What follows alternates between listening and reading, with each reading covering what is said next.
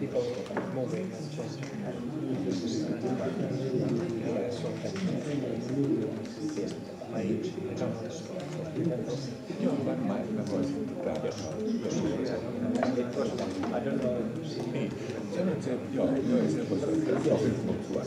Kyllä, se on se. Se vaan joo. Siinä on sillä paikkaa auki. Joo, se on helposti.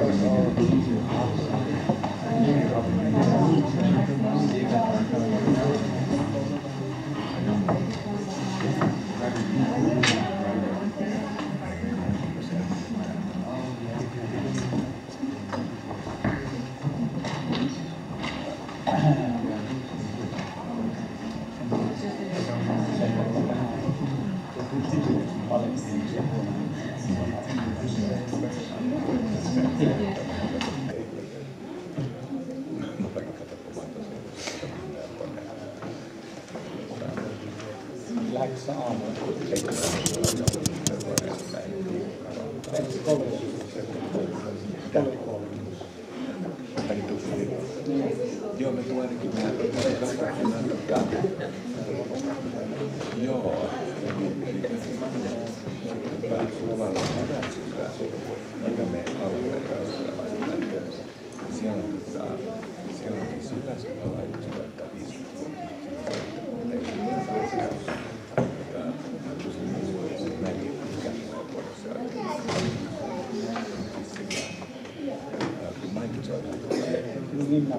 joo, niin voisin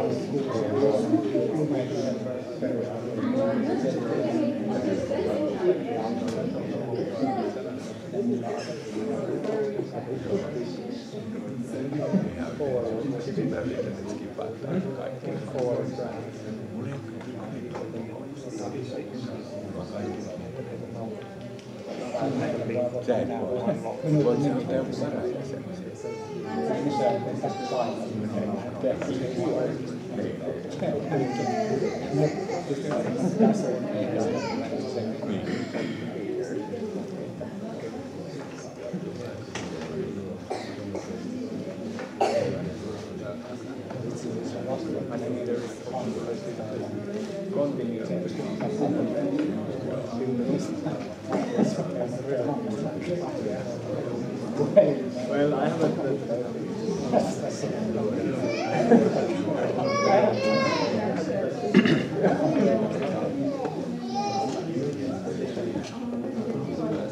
Or maybe,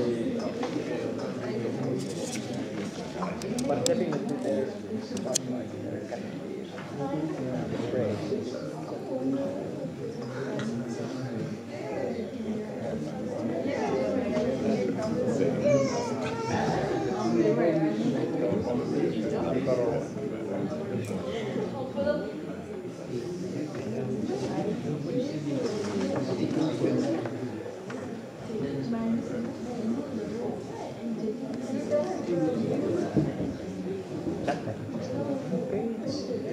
Vähän se tuumanisesta säältä.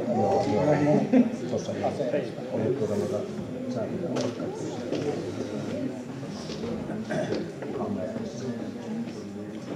Ja ääni. Niin, ja se on tästä. Joo, kyllä se on.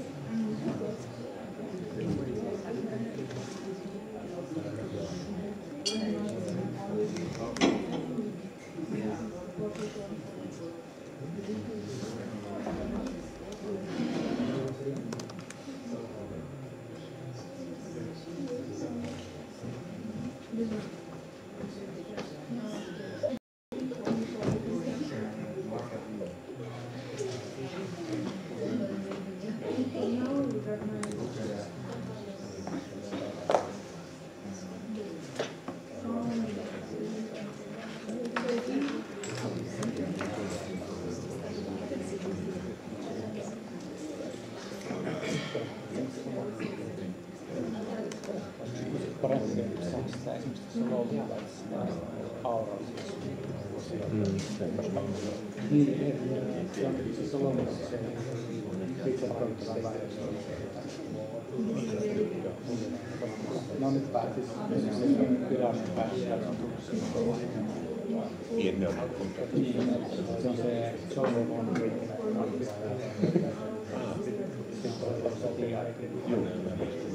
Se on sieltä tosiaan eläkkeessä. Ja tuo Petri.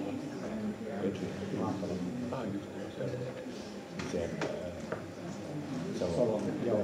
Eri prosessilla on se veronakaros 20 parissa. Parissa, joo. Niin, hyvä. Sitten oli joku professori Jem, se oli kiinni. Tunnisesta. Niin Mohammed oli.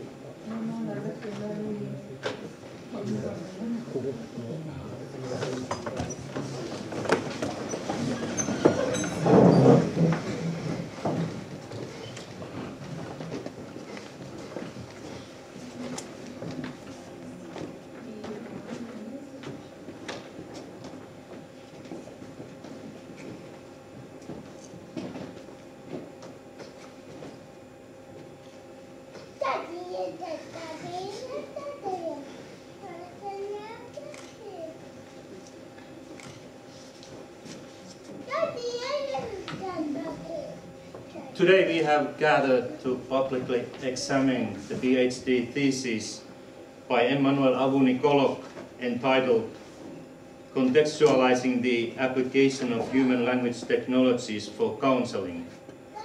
As an opponent we have Professor Alexander Gelbukh from Instituto Polite Nacional. Sorry about my Spanish, I don't speak Spanish. And as a custos appointed by the Faculty of Science and Forestry at the University of Eastern Finland, I declare this thesis examination open.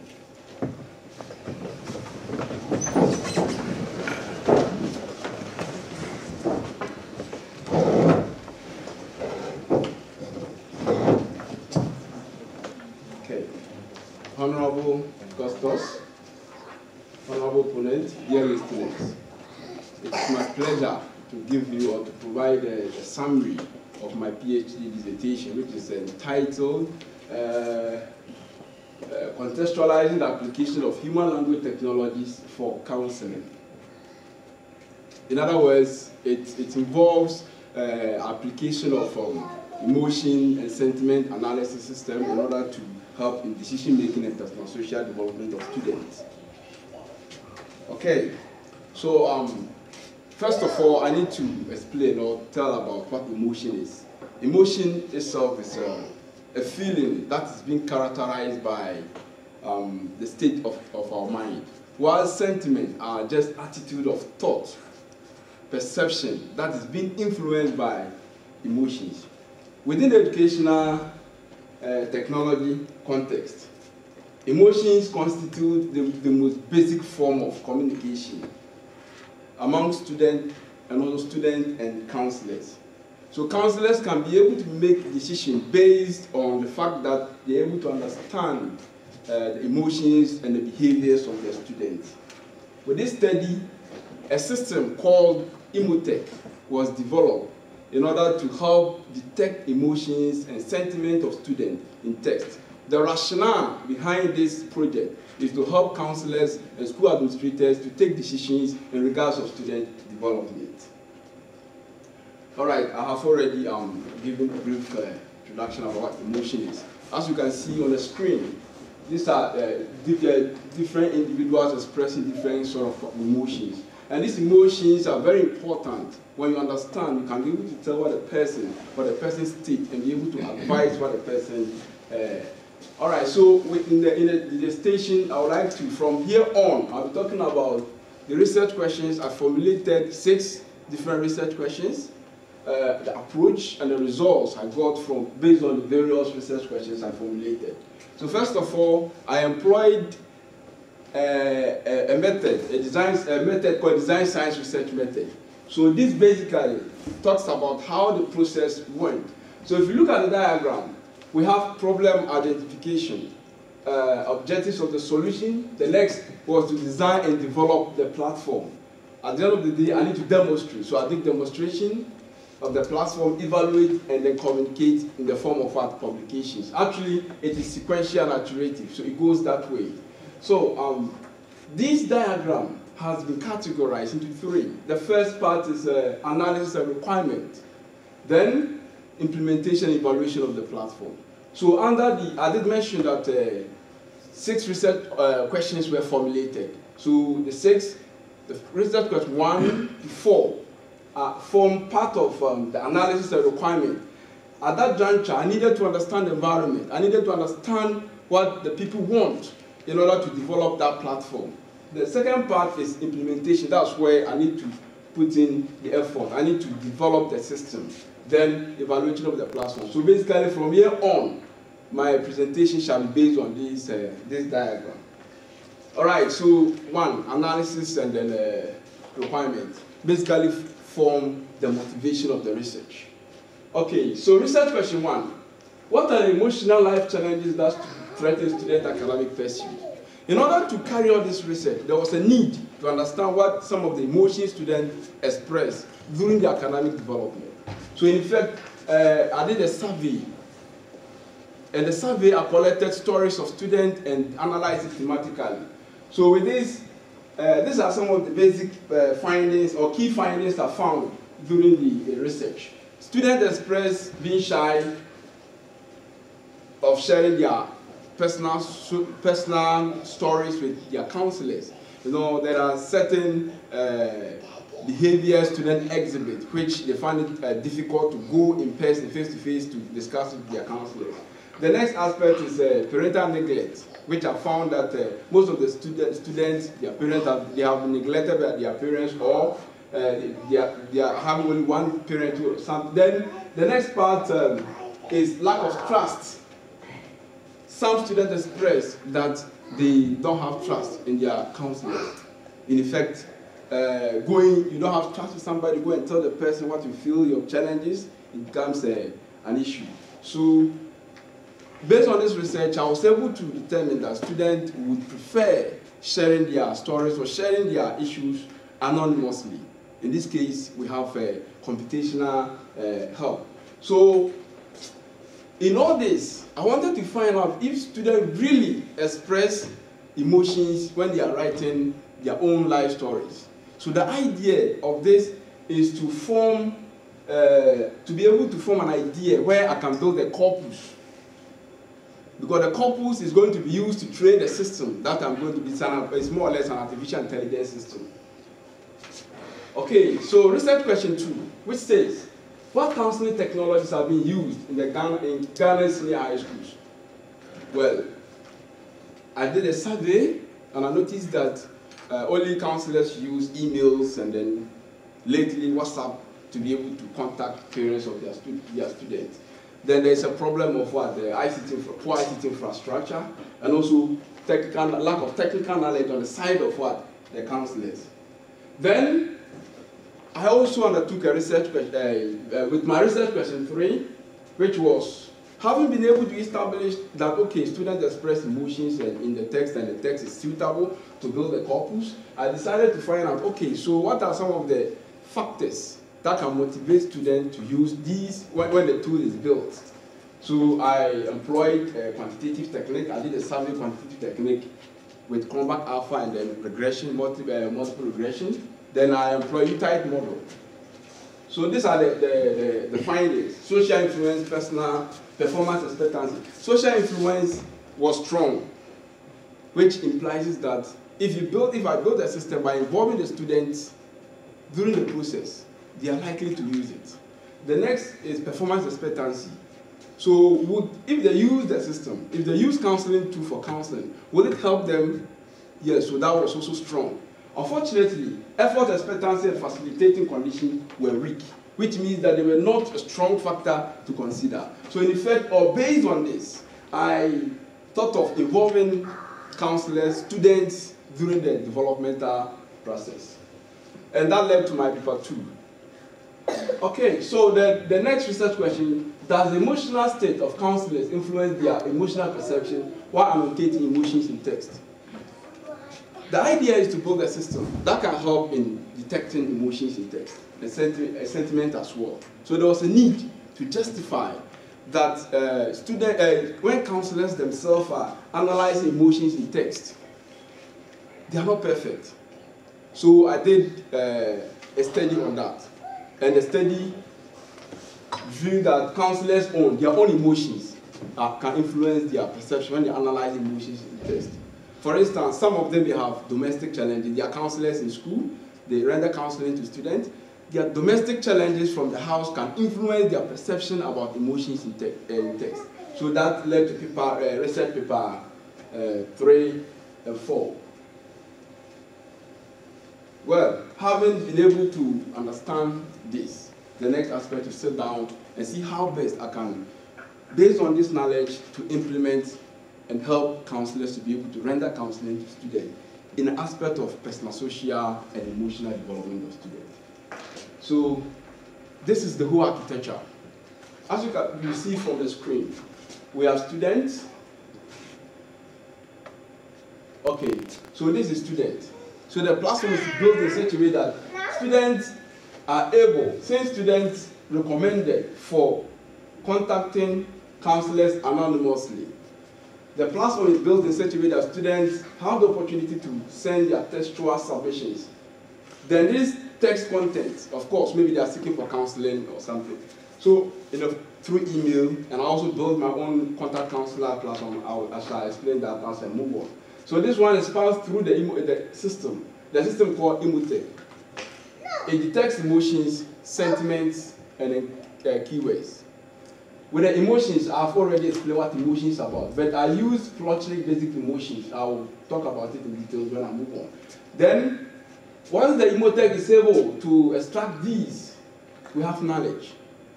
So this knowledge is saved in the database for future references. The counselors are able to access this knowledge, which is the emotion, sentiment, and keywords, then take decisions. The idea is to use this system to complement the work of counselors, but not to take away their work. So it means that their intuitional effort is also needed.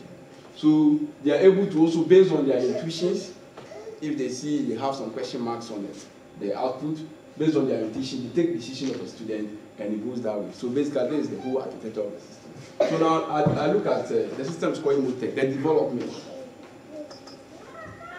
It's multifunctional. It has 2 phases. The first phase is contact counselor rate-gate. I built a rate-gate form. Then the next one is emotion sentiment classification or detection. Then the system was built, the system was built using a design, science research, and constructivism.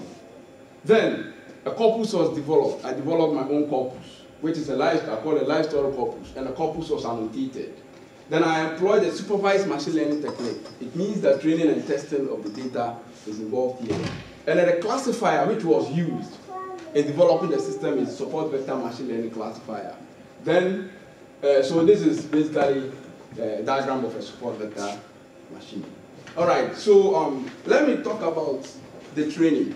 In supervised machine learning, what we do is that you build a corpus, you divide the corpus into 2. One as testing, one for training the system, because it's an artificial intelligence system. You need to train the system so that it will learn. So I build the data for the system to learn it. But traditionally, in supervised machine learning system, or what we do is that we do something we call inter-annotation agreement and use to train the system. But in this case, what I did was to give counselors the opportunity to train their own system. So I created an interface here. So you have a story there. I am that, the emotion and sentiment. Emotions, I use 8 basic emotions. Then sentiment, I will use positive and negative. So what it means is that with these stories, there are about 2,200 stories. What we do, the traditional approach is that these stories, we give them the emotion and sentiment and train the system. So the user do not have access to the training data. So it means the system is trained automatically. But what we did is to allow users, because emotions are subjective and subtle. What I perceive, for instance, the first one, if I say the first one is anger, joy in terms of emotion, you may say that it's not joy, it is sadness, because emotions are subjective. I can also say the sentiment is negative, you say it's not negative, it's positive. So we decided, okay, why don't we give you the opportunity, you the counselor, to do your own training. And there's an event-driven, and as soon as you select an option, automatically it trains the system. And the system learns it. So when you give an unseen data to the system, it then predicts. So this is the classification process. So like I did mention, we have the training phase and then the prediction phase. So the line story corpus here, feature is extracted using parts of speech, tagging, limitization, and other processes. Then you give it a classifier. So the classifier learns the data, the features, they create a model. So with the prediction phase, a user contacts a counselor through maybe email, contact counselor form, and other sources. Input text, pre-processing, the classifier, fed into the classifier model, then the classification. We have emotions here and the sentiment. All right, so this is it. So like I said, this is a contact counselor with Git form. You go through the process, you generate a JavaScript, then you paste it on your website. So this is user's website. So this appears on the user's website. So students are able to contact their counselor through this. It goes here, so it comes here, something like this, fictitious data are used. So we have extract emotions and that. So a counselor is able, what the counselor needs to do is to just click on extract sentiment or extract emotions, and you have this. So this is an example of the sentiment. So this is the project page, and this one is the user's page. So as you can see, we have 28%. It means that students are expressing 28% sentiments, and then, okay. So the emotion detection part, this is the emotion detection interface. Another aspect is you pass it through the Git form. You can also copy it and paste. Maybe if it is email, you just copy the text and paste it here. You can also upload text file. Then you just analyze. So you have this. So we have emotions, and so as you see, I find it very hard. So this is the emotions expressed in this text. Now, this text also gives keywords from the text that the system analyzes. For instance, if you put in text, then you see keywords like kill, die, suicide. So it gives you reason to think that, okay, if student has submitted this, so it means that there is something wrong. So the counselor has opportunity to contact the student. Since it is an anonymous system, what the counselor do is that there is an email from the first page here. The student sends his email here. So just take the email and send email to the student. If you realize that maybe there's something fishy, then you can call him by face-to-face, or you just advise the student through the email. Okay, so at the end of I did mention that the results have been saved in the database. So the database helps us to be able to come up with this diagram. So this is the emotional changes of students. So for instance, September, these are the emotions. So if student who contacts a counselor, it is able to display graphically what the emotions students are expressing at a particular month. So if you see that there's a, for instance, if you look at this one, anger is too high. So as a counselor, it can give you reason to think that, okay, well, the emotional states in the school is maybe the anger level is high, and that you can even organize symposia or anger management programs for students and stuff. So it is able to help counselors to even avoid issues of like demonstrations and stuff, because you're able to determine the mood and then the situation of students. So this is the sentiment part. The sentiment gets positive and negative. So the same way as I did explain for the emotion. So text, content, you paste them here. Negative, positive emotions are extracted. You have it in this. And this led to our paper 4 and 5. So evaluation, having been able to develop this system, then I need to find out if this, how well the system works, and what is the perception of the users about the system. So 2 forms of evaluation was conducted. even though the system, the first part of the system, which is the prototype, was evaluated. So the two forms of evaluation, the first one is to determine the classified evaluation. The engine, what does the classification? How well does it work? So this is the evaluation process, sorry. So this is the life story corpus which I built. So at this side we have counselors. So this corpus was given to 3 different counselors to do annotation, to annotate emotions and sentiments in the corpus. So they did. Then I obtained a gold standard. What this means is that I'm trying to compare the performance of the classifier to humans. For instance, the annotation has to do with, I give it to counselor 1, counselor 2, the same story. Counselor 1 says that, okay, this one is anger, this one is sadness, this is that. So I need to compute for inter-annotation agreement between the counselors and get the standard, which is the gold standard. So I have the output here. The system, the same data, which is the test data, was given to the system. The system also analyzes, pick the emotion and sentiments, then it gives us an output. So I need to compare these two. So that is how, and I use recall, precision, and F measure to be able to determine the performance of the classifier. So let's see the performance. So the evaluation score, the classifier performance. If you look at this, like I said, we did this based on the perception of the counselors. So individual counselor 1, counselor 2, counselor 3. So as you can see, the weight is from 0 to 100. So the highest, the best performance is mostly ranges from 70% and above. So with the sentiment performance, the classifier, the sentiment, it's the recall is 85%, precision 84%, then F measure. So as you can see, the evaluation of the performance of the sentiment classifier is highly impressive. Well, compared with the emotion, with the emotions, the performance is not all that good. But I noticed that with SVM, support vector machine, you need more training data in order to achieve a higher accuracy.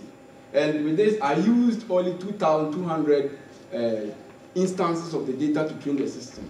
So it means that once I'm able to get more data, emotionally, more data to train the system, I'm sure I'll be able to improve the performance of the classifier in terms of the emotions. So the sentiment achieved almost perfect performance. The emotion part require more emotionally charged storage to improve the performance. Key findings, like I said, the evaluation was also done in the context. So in situ evaluation. So what is the perception of the users about the system? So these are some of the key findings I said is relevant for counseling works. Participants were surprised on how emotions could be detected computationally. I can vividly say, even some of you, when I started talking about detecting somebody's emotions, you might, if you're not a computational field, you might think that how possible to be able to detect somebody's emotions. So the same, some of the counselors were a bit skeptical about that. Then some of them were also quite skeptical about its implementation. Because the idea or the system is web-based, and within the Ghanaian context, there's challenges associated with internet connectivity, poor internet connectivity, and then some schools don't even have light.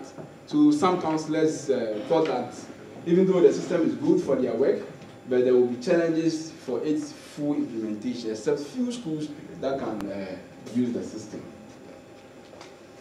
I needed to also find out the aesthetic view of the system. The counselors expressed that it was easy to use, and then it's easy to traverse through every page of the system, so they did not have any challenges in using the system. Then the Emotech performed as it should, most of them. The sentiment performed better than the emotion parts, as I had already explained. Limitation of the system. You know, the system is a system to help student counseling. And emotion can be expressed in so many ways. You can express emotions linguistically and then physiologically. Linguistically, emotion can be expressed in text. Of course, that is the basic or the rationale of this project. Then emotion can also be expressed in blood pressure, even cues. With this system, it is for text. So one of the limitations is that it is only for text processing, but not for video, not for images, but only for text processing. And then another one is emoticons and emojis were not considered. The reason is it has a contextual reason. Of course, you know, in the Ghanaian context, which I evaluated the system, even though the system can be used globally, but I contextualized it somehow. So I did not use emoticons and emojis because formally, to contact a counselor, we consider the culture considered an insult to formally contact a counselor to explain your problem. That's why emojis and emoticons were not considered in this project. Thank you for your time.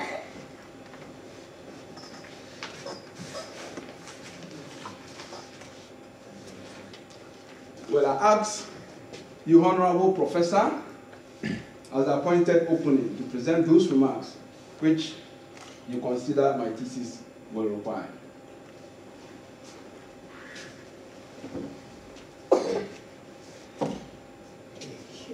Congratulations with very good work. My understanding of this work is that it is a multidisciplinary research at the intersection of social research, education, computer science, software technology, natural language processing, which is artificial intelligence.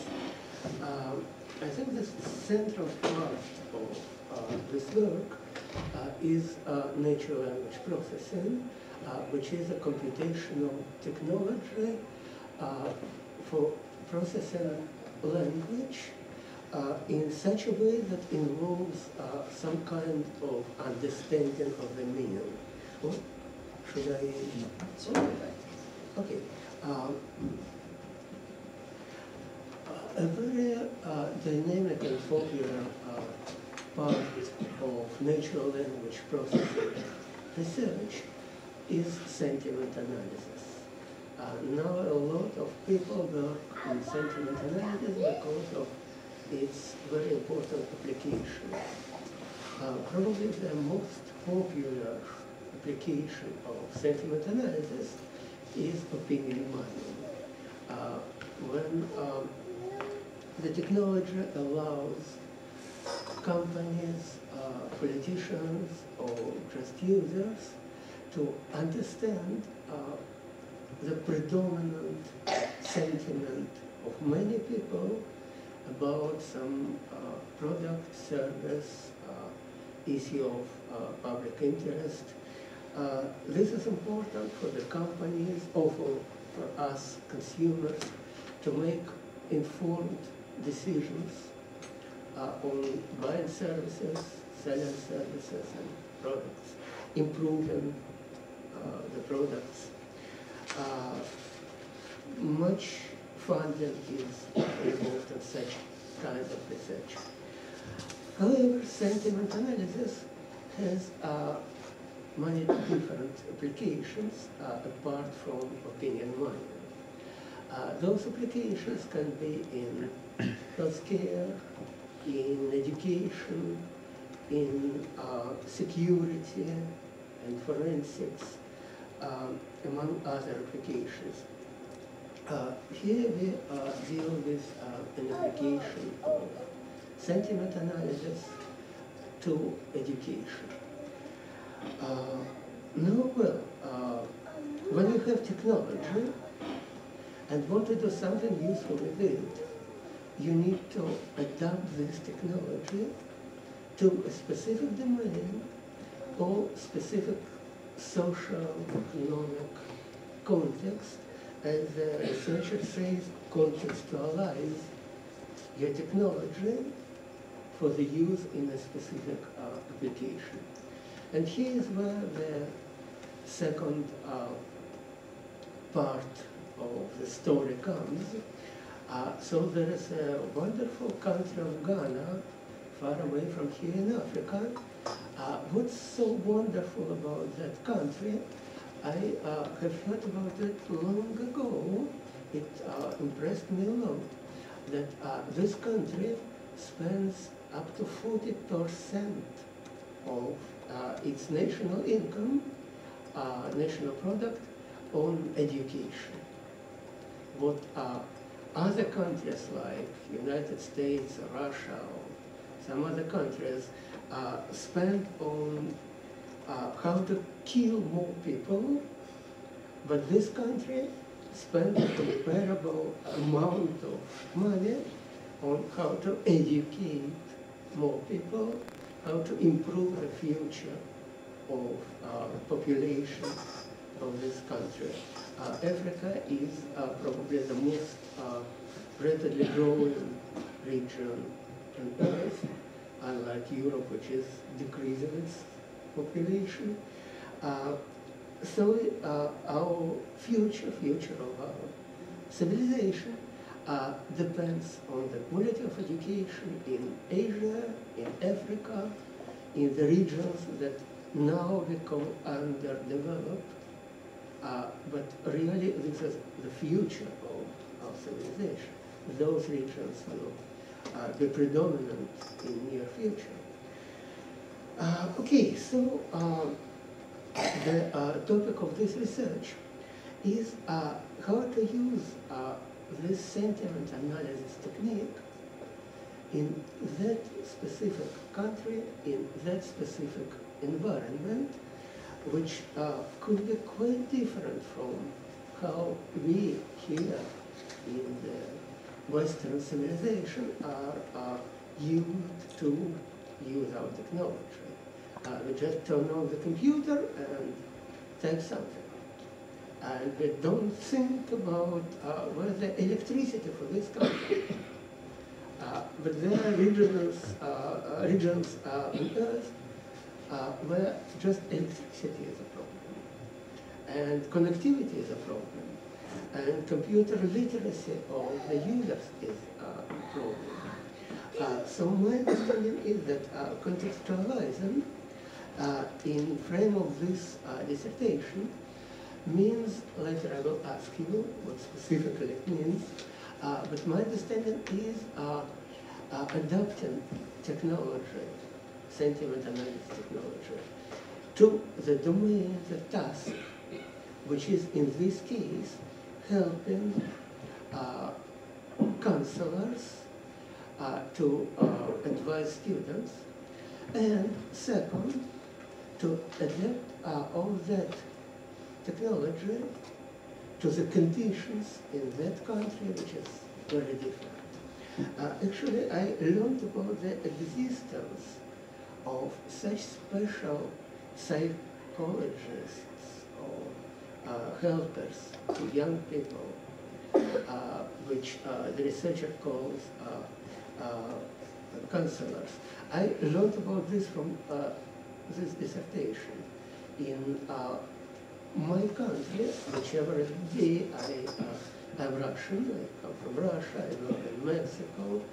I think I know education system in several countries.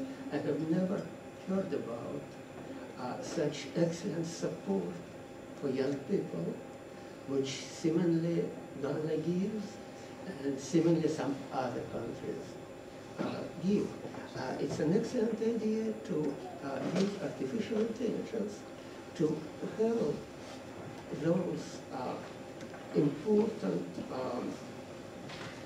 teachers that help young students to fight their problems, to orient and develop, to make their first important decisions in their life.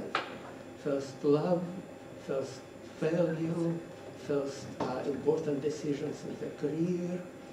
They need the help of professionals, and those professionals would do their work better with the technology that Emmanuel gives them. Okay, this is the view of my view of this research, and they will have some specific questions. Should I ask them now? Okay. So my plan is to go more or less by this book and ask an assorted of questions, not order, ask some questions for us to better understand the benefits and contributions of this work. So again, I thank you for your presentation, congratulate you with the good work. Okay, let's recall briefly what is your research about? Well, like I said, in the field of computation, there has been a lot of research in building or developing algorithms, and evaluating how well algorithms perform.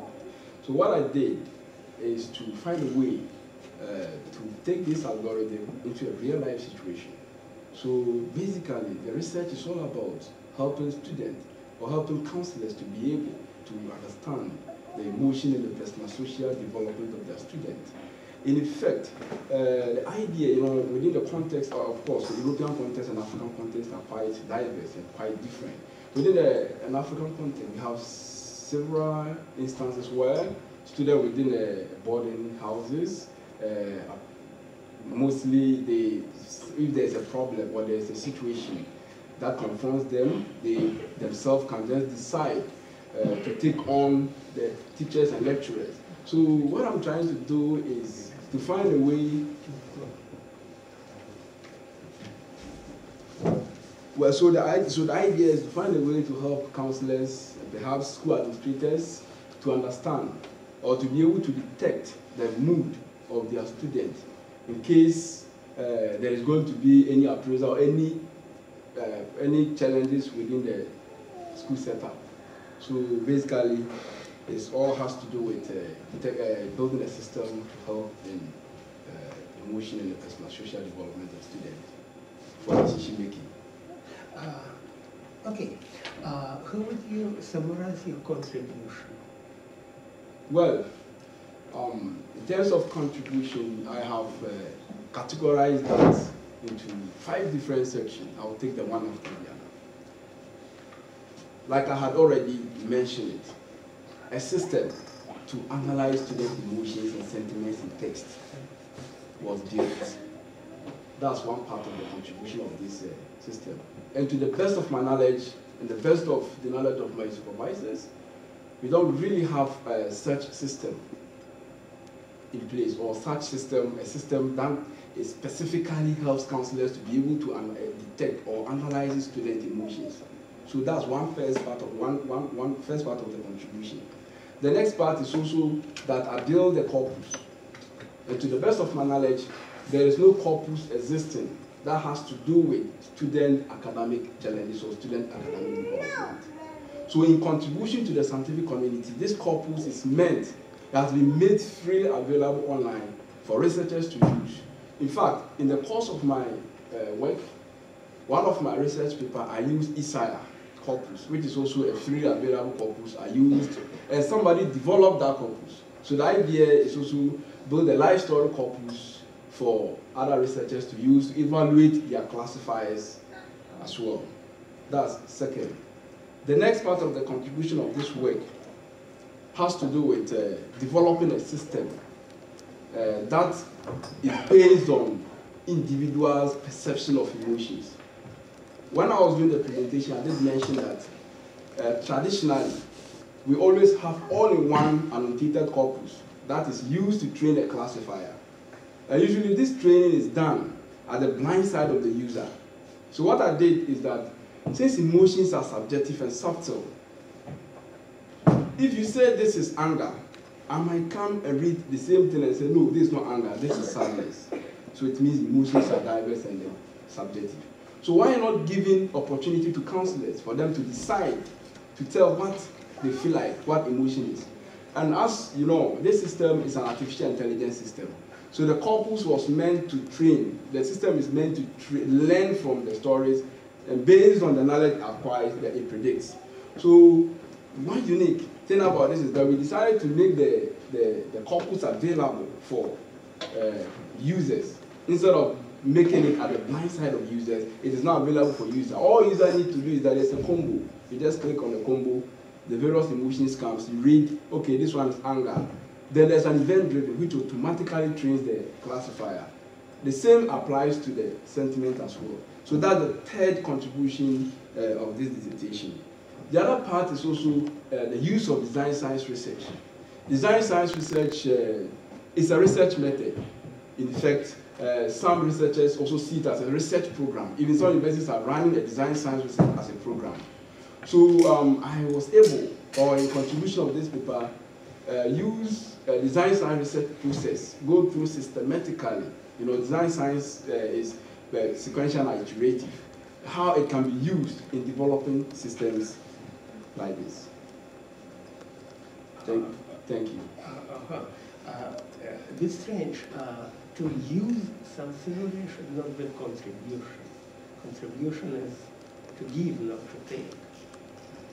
Maybe you can rephrase it as you show that this theory, or you show how this theory can be applied, or what's your contribution? Using is not a contribution. Well, somehow I would think that it's in a way also a contribution to the society. This is that, you know, design science research is there. A lot of people use it. I mean, some researchers use it, yes. But, you know, in the field of human language technology, I did not come across, especially in terms of counseling, where a design science research has been used. And some people use it, but they don't use it well. So somehow, I think that the design science process is just to also demonstrate or to show how the process, or step by step, how it can be used. So the contribution is to show how this theory can be applied to natural language process and system development. Yes. And about the contributions, probably we can later talk about it, but let me know about the contribution. Okay, later. I have this marked later in the book. Okay. So you say design science. So how specifically was this design science used in your research? And how is it different from people who just develop systems without any theory behind it? This is what I usually see, and those systems more or less work, and more or less what people intuitively do in designing the systems more or less agrees with that theory, or does it not? Or how this theory really changed your research in comparison with somebody who doesn't know anything about it? Yes, it is. You know, it depends on the kind of research you are doing. Like I did mention, you have researchers who are basically into just building algorithms, and then there's a way of evaluating those algorithms. That is okay if you don't use design science research for that. But when it comes to an application for people to use, it is highly recommended in a way to use design science research. Design science research is not necessarily an artifact development. Of course, it can also be applied when you are dealing with a model, building the models and stuff. But in this study, I connected design science research with a participatory design. So the whole idea was to get users of the system involved. And the rationale for getting users of the system is that once users of the system are involved in the developmental process, on the process of developing it, they are likely to use the system because their contributions are welcome. Use their contributions.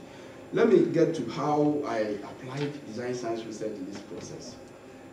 For the first phase or the first stage of design science, research, which is the problem identification. And of course, I needed to understand from the context their needs. And that one is something design science research encourages. It is even the first process, the first stage when you're doing the artifact development in design science. So I needed to understand their requirement, what they need, what are their challenges. So I can be able to get an insight, or I was able to get an insight how the system should be developed. Well, and also the requirements. Let me give this. In the course of, when I formed the idea of coming out with this system, I noticed that first of all, I came out with my own requirement for the system. So because of design science research, I interacted with the users. And there I got more ideas. For instance, the emotional changes of students within different months was not considered in the first requirement, the first stage, what I conceived earlier. So I did not consider it. So through my discussion with them, I was able to understand that, okay, well, why not, they themselves made it clear that why not creating a component that can help us to be able to even know the general mood or the general situation or emotional situation of the student. So that's one key benefit of design science research.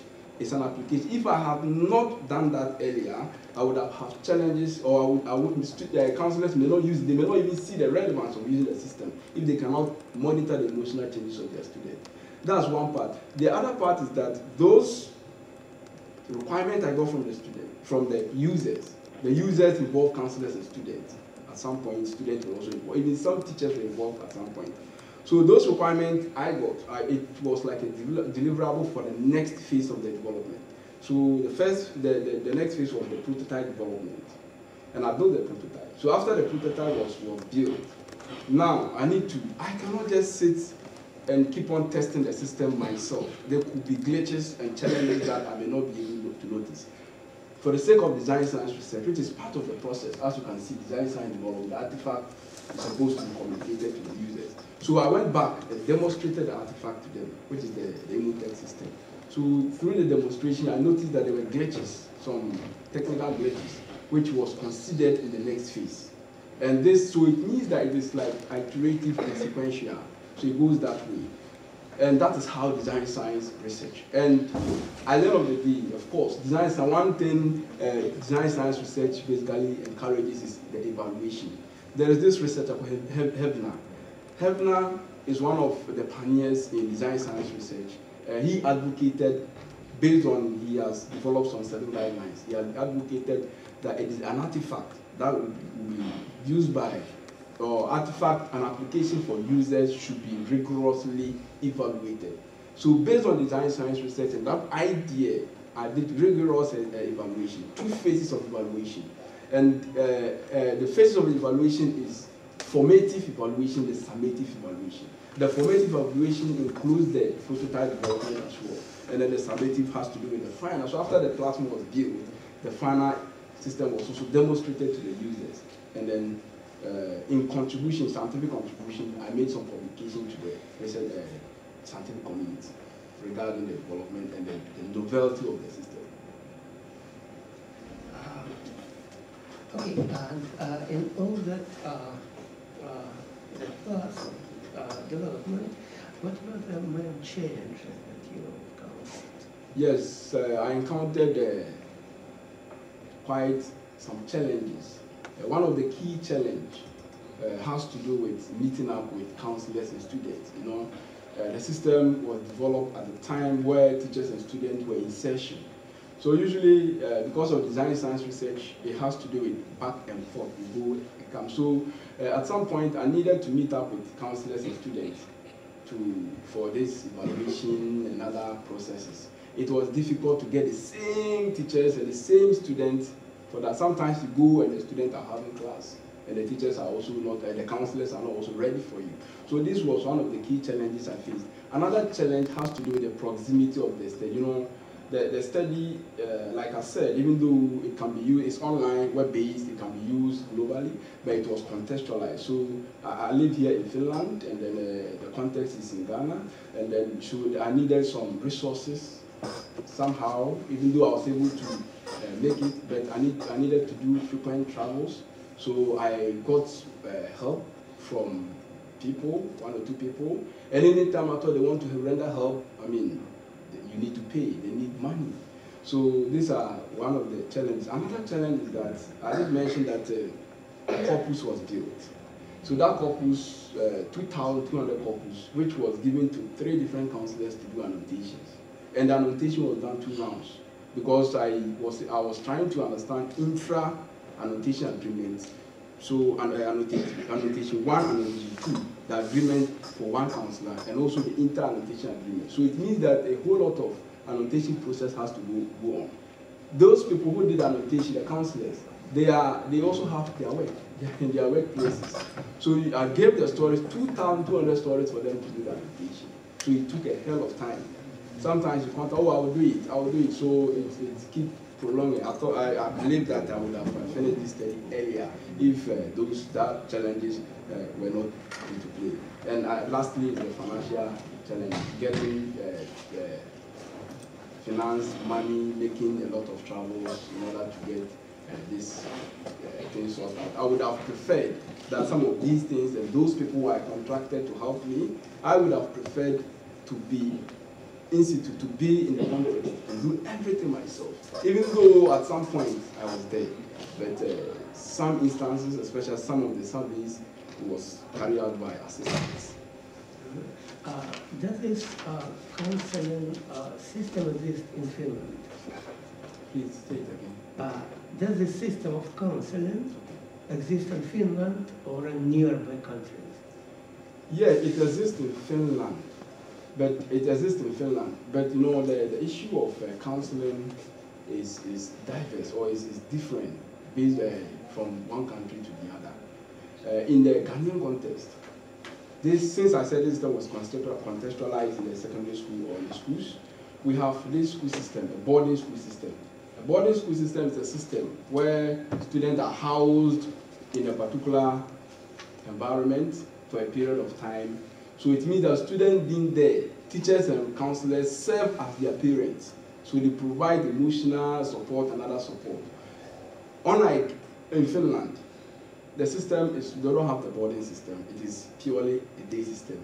So basically, the work of counselors in this context may not be the same in the context of Ghana. I would say that because students are housed in a particular environment or a particular place, the teachers and counselors virtually serve as a role for students, teachers, parents to students. So yes, counseling exists in Finland. I asked because you said one of important challenges was the need for traveling. Yes. And now looking at your 6 research questions, I see 2 questions about Ghana and 4 questions independent from the country. Probably when we get to this page, I will ask more details about this. But you probably could find the answers to those 4 questions that have nothing to do with Ghana. You could find the answers in nearby countries or within Finland without the need to go so far. Or you could compare the situation or the answers for the research questions from number 1, 4, 5, and 6. Compare the answer given research questions. Okay, let's speak about it. Page 23. Okay, page 23. So the first question has nothing to do with Ghana. Second and third explicitly mention Ghana, and other 3 don't mention Ghana. So I could imagine that you could answer those 4 questions here in Finland, or better, even compare the answer in Finland with the answer in Ghana and the answer in Chile. Yes. Yes, you know, like this study basically was contextualized specifically in Ghana. But what you have just explained or said calls for another line of research, which I could, take it up in future with issues of trying to compare the results to the finished context. And in future, I actually want to expand this kind of research. And even with this development system, I even use English, but English is an official language. Another aspect I would like to consider is also to build natural language resources for a local language in Ghana. Mm-hmm. So yes, so it calls for another line of research, which I could, in a way, I will consider in the future. But as for with regards to the research question one, what are the emotional life challenges that threaten student academic pursuit? Even though Ghana is not mentioned in the research question, but the whole thing has to do with Ghana in context. Because the title of your dissertation doesn't give the idea that it's contextualizing for Ghana. Yes, so the key idea is because I used contextualization in the topic, I didn't want to mention Ghana again. Because basically, the first, when you just pick it, you know that, okay, this project itself is contextualized. So if a reader, maybe of course, the reader in the abstract, the first section of the abstract, it tells that everything is about the particular context. So the context, the reason for the reason why I did not introduce Ghana into it is because of the contextualization, which is also captured in the topic. Well, it was a bit confusing for me when I expected a thesis on contextualizing, on how to contextualize, but the thesis really is how to contextualize to Ghana. It's kind of a case study of contextualizing, but case study for Ghana. Maybe in the future publications you could make it clear for the reader. Well noted. Okay, so maybe if time permits, we can return to this later. Now I will continue with my list. What makes your system unique and different from other existing platforms? Exactly is one. What makes the system unique? I have already explained. I will explain it again. Is the training? Like there is from my own knowledge, I have not come across any system, a supervised machine learning system that has been developed to allow users to train the algorithm.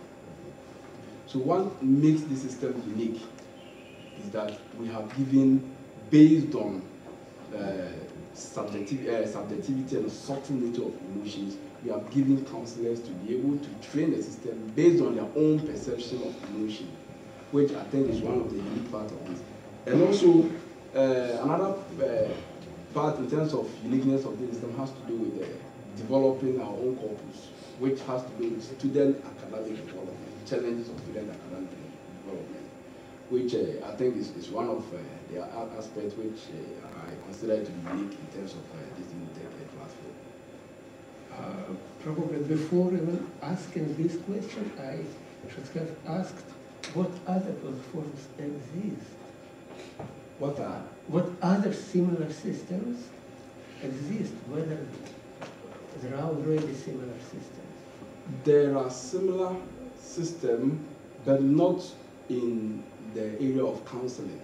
For counseling, actually I did a lot of search to find out if a system has been developed specifically for counseling. But even in our research group, there is a system which is able to also analyze tweets from text content and extract emotions and then sentiment as well, and give the visualization, which is more or less similar, but not necessarily contextualized, especially in the area of counseling. For that, I did not come across such a system. So the answer to my question of what makes your system unique is that it's the only one system. That's why it is unique. Okay. What are limitations of your system? Yeah, the limitations is, with personality traits of humans, can be exhibited in so many ways. You can, and even emotions can be exhibited in even blood pressure, cues, and so linguistically and physiologically emotions can be expressed. So what this system does is only analyze text content. So one of the limitations has to do with the fact that it cannot process or it doesn't analyze image and then videos, but only in text. Another aspect, the second limitation has to do with what I did mention with the emojis and emoticons. And this is based on, the motives is driven based on the fact that formally, in terms of counseling, students do not send in emoticons and emojis through counseling to seek for counseling or anonymously. So it was not considered in the project. About multimodal sentiment analysis in Horizon videos, you have mentioned that an important motivation for the students to use a computer system, system is anonymity. Then you cannot use video. People will not speak in front of camera. Yeah, exactly. So then video is useless for you. At least with this idea of anonymity, video is incompatible, and it's not really a limitation that you don't work with video, but you just cannot.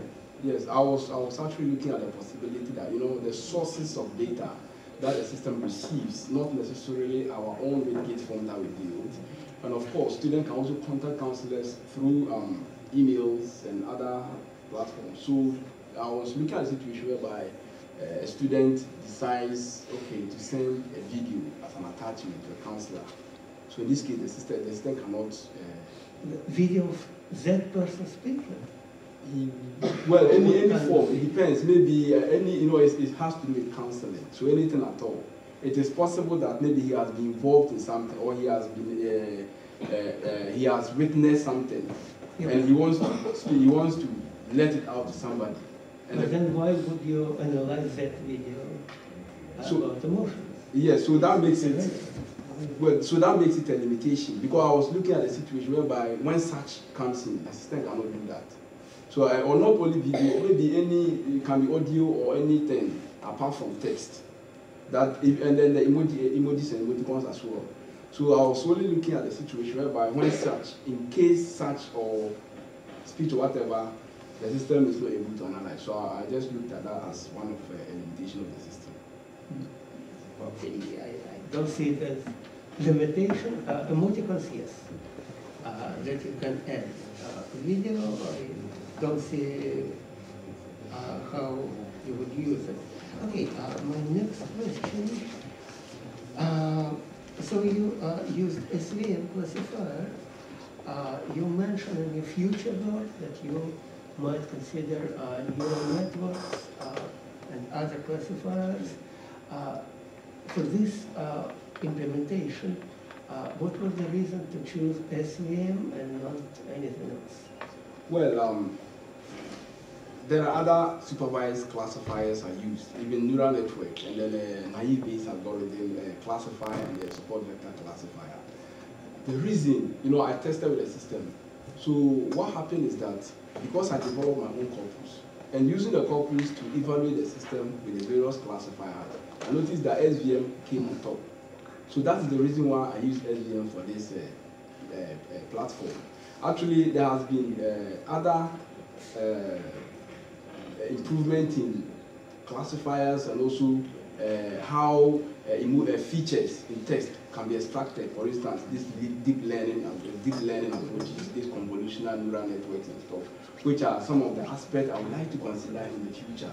But the rationale, and also another reason why I consider support vector machine is that based on some of the papers and the literature that I read, mostly people see support vector, a lot of research see support vector machine to be more accurate and then than other classifiers, especially with multinomial naive Bayes and other classifiers. That's one aspect.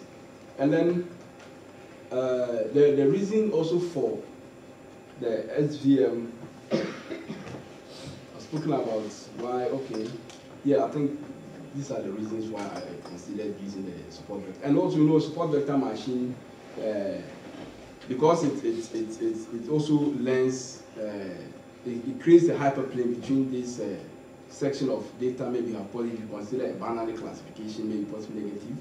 So one key, in using the SVM, one key thing I noticed to be the challenge or limitation of SVM has to do with the fact that a small amount of data does not improve its efficiency. And also because it's an optimization, it's also an optimization problem, because to minimize optimization problem. So I thought that I'll need more training data. Of course, I used 2,200 stories or corpus to train the data. And the results gave this, comparing to other classifiers. So it gave me reason to think that in future, if I develop more stories to train the system, I will have the system improved with the SVM classifier. And of course, in future, I may also consider deep learning approaches which can help me to be able to extract features and then give it to the classifier, the SVM, to make the prediction. My own experience also is consistent with that SVM should be the best. But it would be good to actually compare. If you use the Worker toolkit, it's just clicking on 10 or 100 different classifiers, run it overnight and see which one is better. I think Kalkin mentioned yesterday that decision tree was the best in your experiments. So how can you know? Actually, you know, I used some of Worker packages, even the SVM, I mean, sequential minimal optimization. So I used some of Worker packages. And then when the stories were developed and annotated, I used Worker, as you said, you just click and then it does the classification for you. So I did with the stories, and I noticed that SVM, based on the corpus I built, was still coming on top. So for that reason, that is why I thought, okay, let me use SVM for this system. And of course, the SVM package, I used the package from Worker SVM package. My question is, why not just run all the 100 classifiers in Worker overnight and in the morning see which one is the best? Yeah, exactly. Instead of guessing by rumors that SVM should be best. Yeah, actually, the rumors is to reinforce the earlier point I made, that the stories, I use Worker to evaluate the stories with some classifiers. Then SVM was still coming on top, even with Worker. So the idea of research talking about stories, talking about SVM being the best, was just to reinforce my point that even using Worker, SVM was coming on top based on the corpus. You know, the corpus is a key factor in determining the efficacy or the effectiveness of a classifier. So it's okay to reinforce your guess, all right. But the best is to know for sure. Okay, all right. Just run decision tree, run SVM, and see that the best reinforced. Yes, thank you. Probably for your future work, Yes. just try it. Yes.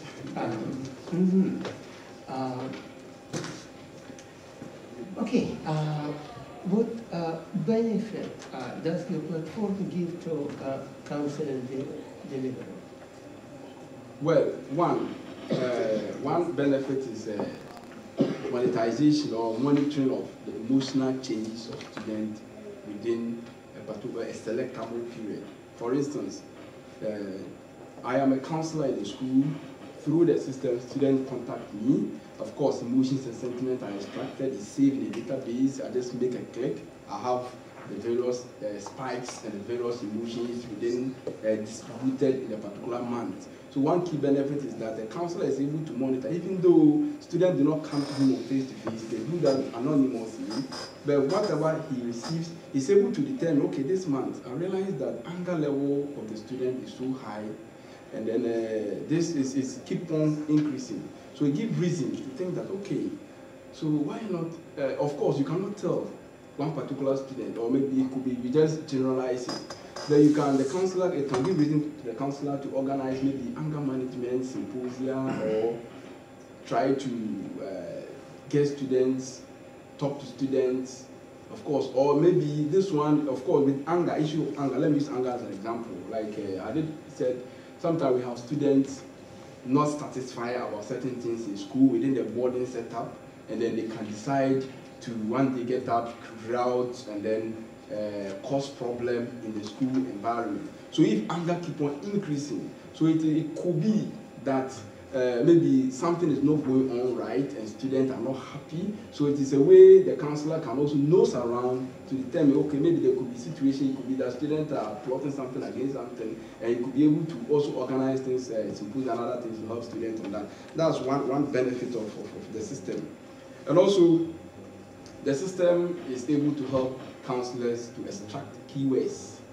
So if, let's say, a student contacts a counselor and the system analyzes, keywords is displayed.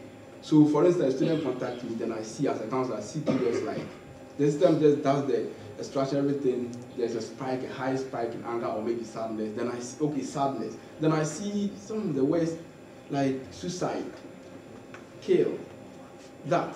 So it gives reason to think that, this student contacted me, and these are the, well, the spike is sadness, and I see this kind of keywords in it. As a counselor, it gives you second thought to go back, of course, maybe to just take a critical look at the content.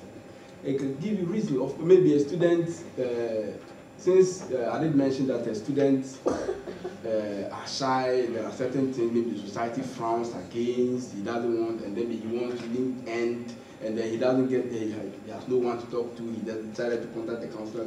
So based on that, the counselor is able to do something, of course, maybe track, send email back, organize meeting with the student, if the student agrees. If it doesn't, he could send an email, some content to advise the student on certain things and stuff. So this is one of the benefit or the key benefit of the platform.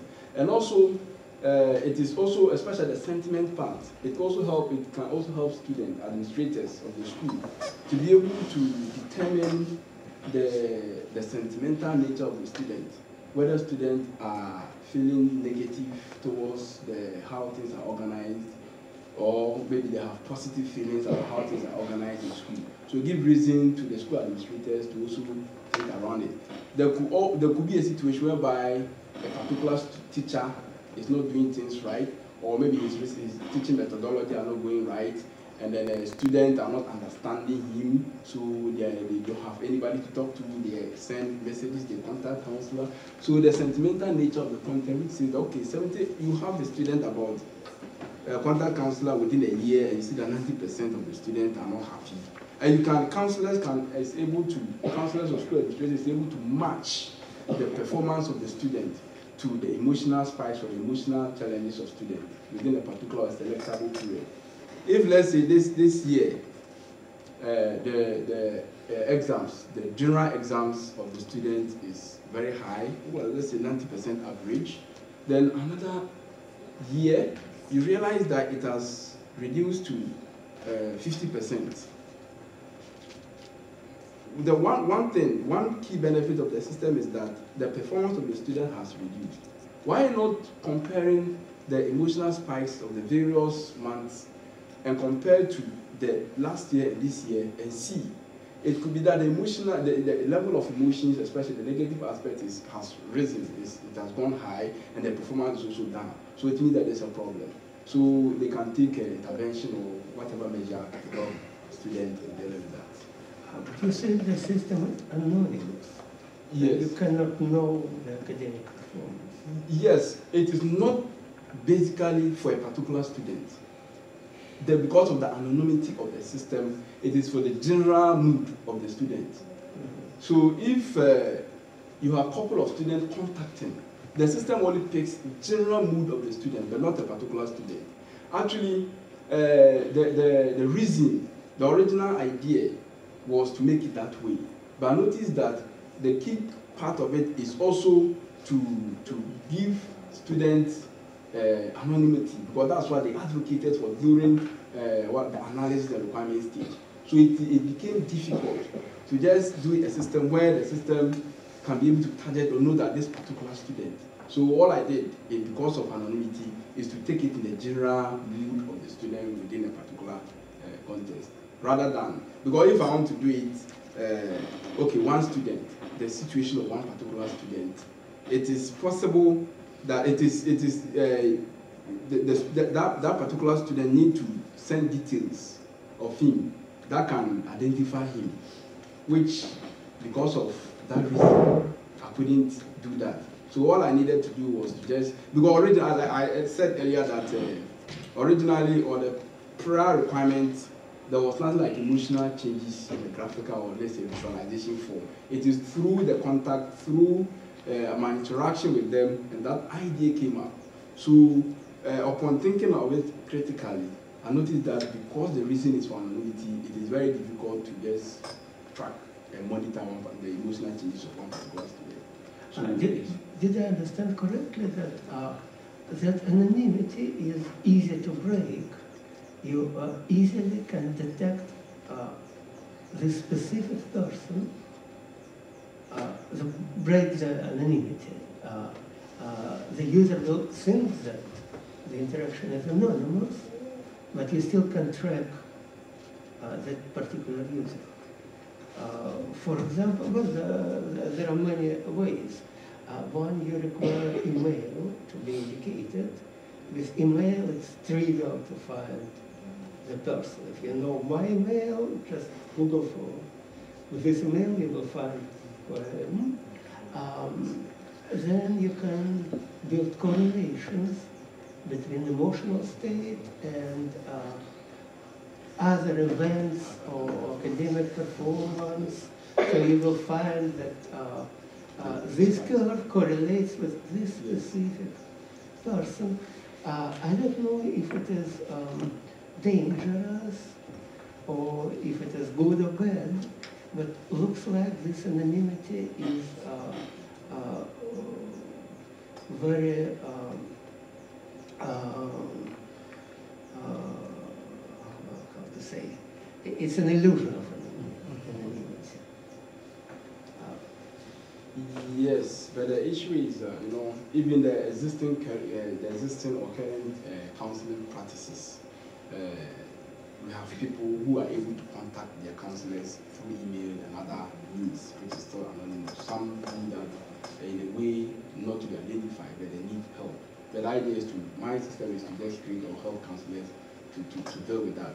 But the issue is that in the course of my study, of course, I wrote it somewhere that computation or ICT-mediated counseling is not to take away or to push over the face-to-face counseling. Of course, face-to-face counseling is still needed. It's necessary in the counseling. But with this, some students decline, and they don't want to even go on face-to-face. There's one particular thing I spoke about is trust. Let me give you one instance. One student during my survey wrote that there was an instance where he had a problem, and the problem he had is a problem that the society frowns against. So he decided to go to a counselor and discuss that with the counselor. Within some few days, he heard his colleagues talking about it, identifying him to that story. So you can imagine the sort of trust the student had with the counselor. And then, so he, based on this story, he felt that it's rather better to get help with the person knowing you in person. So these are some of the things that motivated the idea of this project. But for anonymous counseling, currently it exists for most of it seems what you mean is not really anonymity, but if I understand correctly, that counseling is a role that in other societies priests take for confessing, for example. In Catholic religion, there is a procedure of confessing. In other religions also. But I think it's specifically from Catholic religion that in the procedure of confessing to the priest, there is a screen between the person and the priest. Both understand that it's not really anonymity, but it's easier for the person to speak about his sins without the priest looking at his face. So probably your system plays the role of that screen between the user and the priest, the counselor, just to reduce shame, or reduce the feeling of being uncomfortable, but not real anonymity. Is it true? Is my understanding correct? That it's a kind of screen between the confessor and the priest? For some reason, it can be true. Another reason is not. Because, of course, I mean, if I'm able to contact a counselor, and the counselor is not able to trace me, cannot identify me in any way, it means I have been able to seek what I want without the counselor knowing me. So in a way, it's anonymous, because I did that anonymously. For instance, I send an email to you, even though I could create just any email, something that's maybe send it and then you know it, but they will not know. They will not just think of it. Well, that is to them. But if they're able to trace me, if they're able to identify me, then the issue of anonymity is not there. For instance, I can just pick your email online. You send me an email. With this your email online, when I Google it, I'm able to identify that this is you. In that case, even though I didn't see you, but I'm able to find a way to get to know that this is you. But there are those, even though he will use email, but there's no way you can trace him. The whole idea is to, for instance, let me give you a quick example in the context where we have people having maybe HIV. In a particular society, when you have HIV/AIDS, because of the issue of stigmatization, it can even lead to your death. You can even die because people are rejected. But such a person, he can contact a counselor, ask questions. Of course, maybe he even has it. He doesn't want to tell anyone, but he needs help. He contact the counselor, tell whatever he wants to, whatever problem, whatever he wants to know. He does that. He creates an email, anything at all to contact the counselor. The counselor got the information. He was able to send back details to the person. But there is no way that counselor was able to trace that particular student. So it is a way to avoid issues like stigmatization. So with this, the fact that the counselor, even though is not able to identify the candidate wherever, is a way of anonymous counseling. Because he cannot trace. But as you said, of course, like I said, in a way, it is also true that it's a screen. Just like you, when I was told that you are my opponent, all I did was to just pick your email, your name, and Google it, and there you are.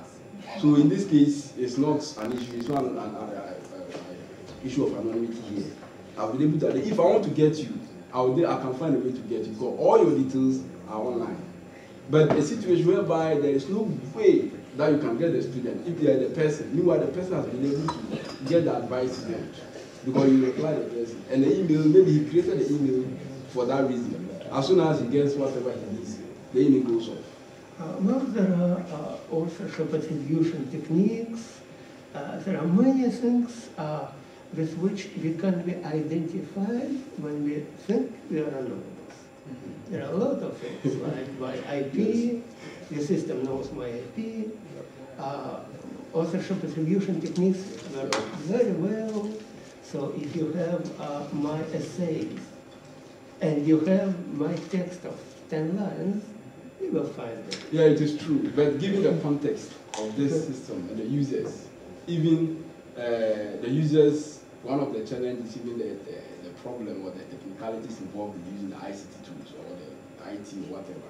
So what you have said, mostly it requires somebody with good knowledge in IT to be able to do this. Yeah. And it is quite obvious in a way that most of counselors do not have that technical knowledge to be able to track an IP address. Well, your system can do If the person is able to even know the IP, there are those who don't even know MAC address or IP address, they don't even know it. Especially when I was even evaluating it. In the course of getting the widget on their web page, you need to just generate a JavaScript code and go and paste it in the header of your HTML to just get the widget on it. That one, even they were complaining that, oh, what is this Yama thing like? So what is this? So you see, so the idea is to, what I proposed was that every school has an ICT coordinator, so the coordinators are able to help them. Actually, I'm not sure whether it is good or bad news that the system can really crack that immunity. Maybe it's a good idea for you to really do it, really have that anonymity. Then, okay, it's kind of lying to the user, but as many companies do, they don't lie directly. They trick the user into thinking one situation and really it's another. Imagine if you take out the statement of anonymity from your website and from your privacy statement, but still say, okay, you can not indicate your name. Okay. That's true. But you never said that you will not automatically infer that name. In that sense, you don't violate the rights of the user and still present to the counselor more information than what you can present now, and more than the user thinks, and maybe more than the user would like you to do, which probably would be justified because the counselor, by their very situation, should have more rights and more access. Like police can listen to my phone. In some countries, like in Russia, all internet traffic are filtered by police, by law.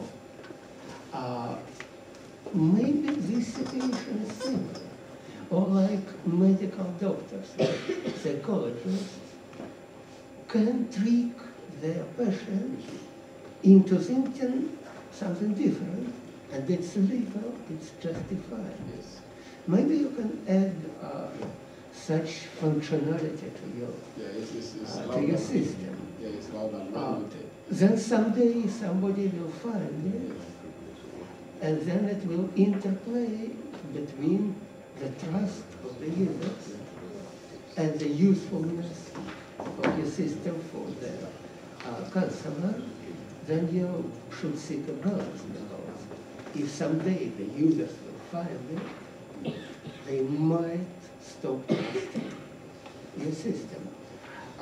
Okay, so back to my question, what benefits your system gives. As now you mentioned a key idea which I did not quite see in the presentation, and actually I found it nearly at the end of your dissertation. While reading the dissertation, I was left with an impression that your system detects emotion of a given text. That's what you insisted during the majority of the text. And then I ask myself, what for? What for do I want to know the emotion associated with the text? And they found quite a number of reasons why it should be just useless.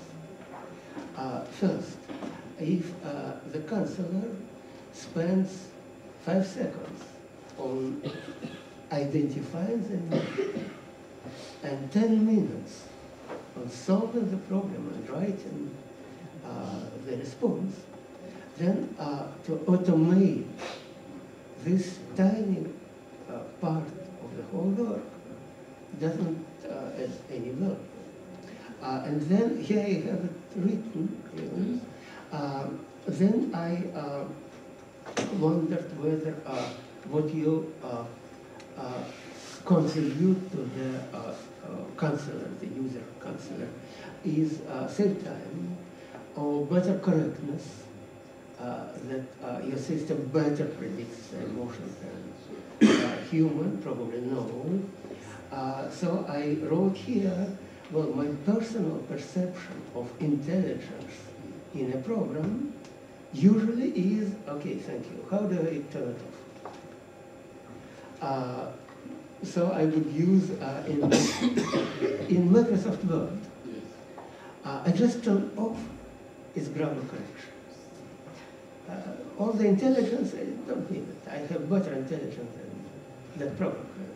I use just typing facility, just the infrastructure. So I thought, okay, maybe in your system, your users really would not need all that intelligence, but use still the infrastructure of a website where they can type, read like WhatsApp. Okay, WhatsApp has zero intelligence, just sends the message, and people still use it. But that annotation, when imagine I get with WhatsApp, I get a message, and your system says, oh, it's that emotion. It's unreliable, it can be misleading, I can explain when, it can be distracting because actually the problem is not related with the emotion. I can explain why, like on page 76, you have an emotion associated with a message saying, I'm attracted to opposite sex, and blah, blah. The emotion here has nothing to do. The question is how to win the girl and not that it is good or bad. Okay, so all this was my impression until I found that your system aggregates the emotional state of the same user, tracks the same user over time, and shows a pie diagram of the percentage of emotions felt by this user at different times. And time series shows the progression of that emotion. And then I said, oh, okay, now I see word 4. That actually I don't need to know the emotion associated with a specific message. But what I do need to know, the emotions associated with hundreds of different messages, and their change in time. I think you emphasized this during the whole text. If you tell us this idea, my system, what it does is tracking emotions in time and doing statistics of emotions for each user. Wow. Then I understand all the rest, why you need all that intelligence. But unfortunately, I understood it only by 70-something page of the document. Okay, so now I understand better the purpose of the system. Track the development of the user's emotion in time. Yes. That's very important.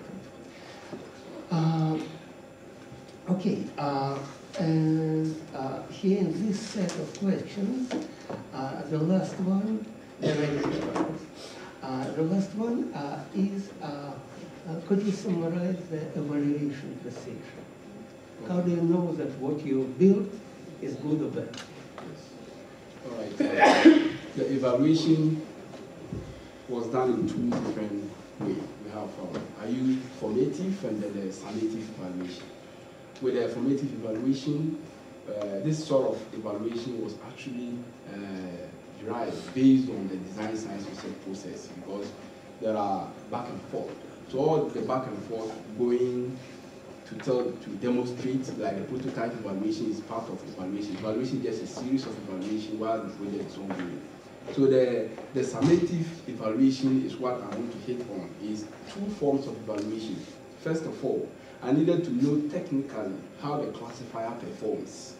And then secondly, the one who is going to use the system, what is his perception in terms of usability of the system and the functional use of the system.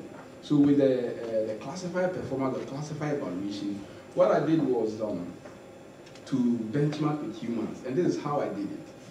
The corpus was annotated by 3 different counselors, and I had the training data and the test data. So with the test data, which was annotated, I used the same system to run the same test data for all the 3 counselors. After that, I compared the two using precision and the recall. Precision, recall, and F-measure. You know, recall has to do with, when I have the gold standard. When the test data, which is annotated, gave me the gold standard. So I used the unseen test for the system to evaluate it. So with these two, recall has to do with the gold standard. How many text was the system able to extract from the gold standard, which is the recall, so the percentage. Then the precision has to do with which exactly matches what was extracted. And then the harmonic mean of this precision and recall is the F score. So I use this one to be able to evaluate how the system is able to take the data. So then I compared with each counselor. So counselor 1, counselor 2, counselor 3. As I said, one of the key innovations of work is that we are considering the subjectivity and the subtle nature of evaluation. So I had to do that for 3 different counselors in order to ascertain the performance of the classifier. And as I shown earlier in the presentation, the classifier performance, so these are the details I got. But in effect, the sentiment part, by benchmarking with human, in terms of the classifier, performed better. It was well than the emotion part, which I noticed that with issues of sport vector machine, when more emotionally charged stories are trained, the system will perform better than what it has done. And then the other part is the contextual or in situ evaluation. So that I demonstrated the work, and I asked them to go through and get the work or the rate on their page. So I gave them some time to use it for the analysis and tell me what they think about the aesthetic view or the usability of the system and also the functional. So these are the 2 ways. So with the aesthetic view, or let's say the usability aspect, I wanted to know if it was easy for the users to be able to traverse through the various pages and use the system easily, and the colors, everything is easy to use. So that's one aspect. And then the other aspect, which is the functional, how does it work? I mean, you put in you yourself, like I said, emotions are subjective. Okay, counselor 1, I put in this data, and then the system predicts this, and you, before then, you had already, of course, in somewhere I spoke about how emotions determines our decision. And that's one of the reasons why I undertook a study to determine how human emotions, how our own emotions can influence our emotion perception. So basically, these are the 2 ways which I was able to evaluate the system. So in situ evaluation and the classifier evaluation. Okay, now I have some more specific questions or comments, a bit random. I'm looking at page 7 when you speak about the life story corpus. is that corpus available publicly? Yeah, it's available. And what about anonymity? Well, there was ethical consideration during the collection of the stories. And the issue is that even though the stories were collected with the corpus, there is no indication that these stories link up to this particular student. And somehow the story were pre-processed, just like Isaiah, data set. And it was pre-processed in a way that maybe in the sentence, some were sentenced, some can have about 5 different sentences in the whole paragraph, like a paragraph. So with the ethical consideration, the story, even right myself, when I take the story, I cannot link it up to any student within Ghana. So like I said, ethical consideration was considered. So did the respondents give their consent? Yeah, informed public consent. Availability of their, no, for public availability, not for your use of their text. Yes, actually, I've spoken about ethical consideration somewhere, because the whole thing, we gave them an informed consent form, which is attached as an appendix. That's the rationale, because of the sensitive nature of this research. That's why the informed consent is attached to this research. So the idea is that we explained to the participant, we told them the reason and the line. Of course, we had already an idea that this corpus will be made available for people to use. So we explained to them and we asked them to enter corpus. Even some of them did not do it because they feel like we were lying. In a way, we can trace them. So they just refused to even do it. That's even one of the, I forgot to mention, that was one of the critical challenges we had when we were collecting the corpus. It took a lot of time. Even. So students read the informed consent. We told them what we are going to use the stories for, and then they agreed to it, signed the informed consent, and then wrote about their stories. So as it is now, there's no way you can fake a story and place it to particular students. Okay, here, page 7, you say, unlike the traditional approach, you use different training procedure. Do I understand correctly that the difference is that your system can use a user-supplied corpus? Page 7. 7. Yeah, 7. Where you say, unlike the traditional approach of using all-in-one inter-annotated agreement, do I understand correctly that your system can use any corpus supplied by the user, I mean counselor. And in your case, you had practically 3 different corpus. And you could train with any of these. Yeah, okay, let me clarify something here. With a corpus, for the sake of evaluating the platform, actually, I did inter and intra annotation agreement. The inter annotation agreement is the all-in-one. If you look at somewhere, page something, by default, just like what I've shown here, by default, the inter was used in training the system. So if the user wants to use it, so by default, the internet, so if the 3 annotators who annotated, I computed for the inter-annotation agreement between them. Then I got one standard, gold standard, as in the case of all-in-one, to train the system by default. But our main focus is that with the default is there, but the main focus is that if you want to use it as a user, go through, just look at it, what is already there. Now you read and then make your own changes if you deem necessary. Well, somebody can choose not to even do anything to think that it goes by the default settings which originally trained the system.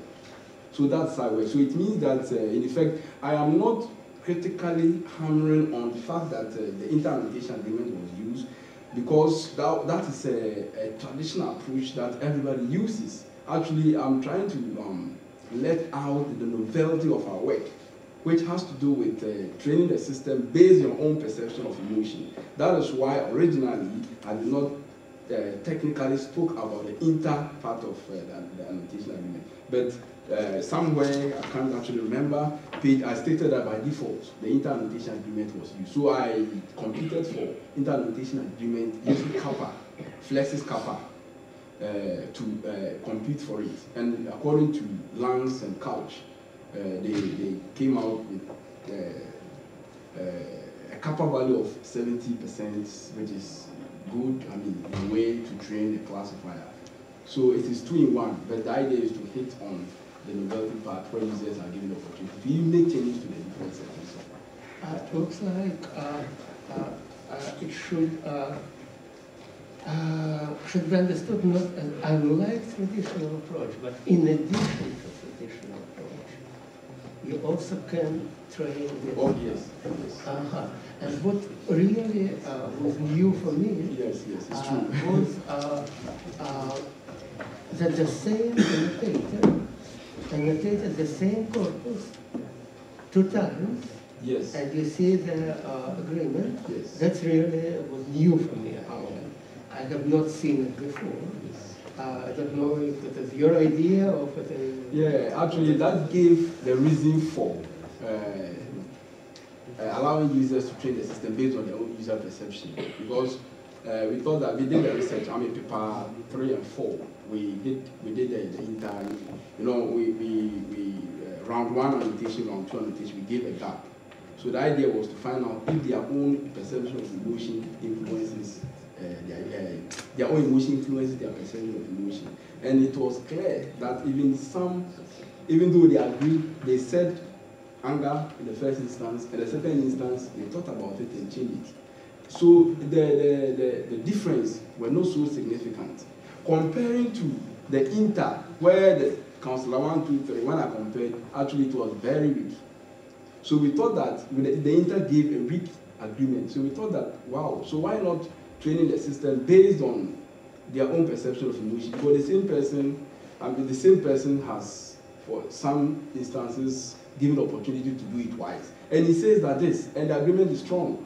So why not instead, because emotion is subjective, something that you cannot see, that, okay, this is anger, and then this person comes and look at it and say, oh, this was anger. It can always differentiate on the individual perception of emotion. So I think that particular point is something that I critically also discussed with one of my supervisors, Professor Kalkin, who was very instrumental in generating that idea as well. Okay, so I'm here on this. Do you have time? Yeah, that's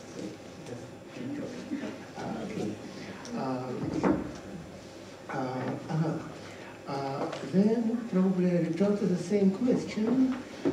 So your methodology was tested in the environment of Ghana, but the title of the thesis does not give this idea. So I was left with the idea from the title that it's how to contextualize something. And then I wrote here the question, okay, it's case study of Ghana, but how would you contextualize it for other countries? How useful would be this methodology for our countries? How does it generalize to other countries? What parts of this methodology make sense in the environment of other countries? For example, in Ghana, in some parts there are no electricity, and this probably does not make sense for Finland. Okay.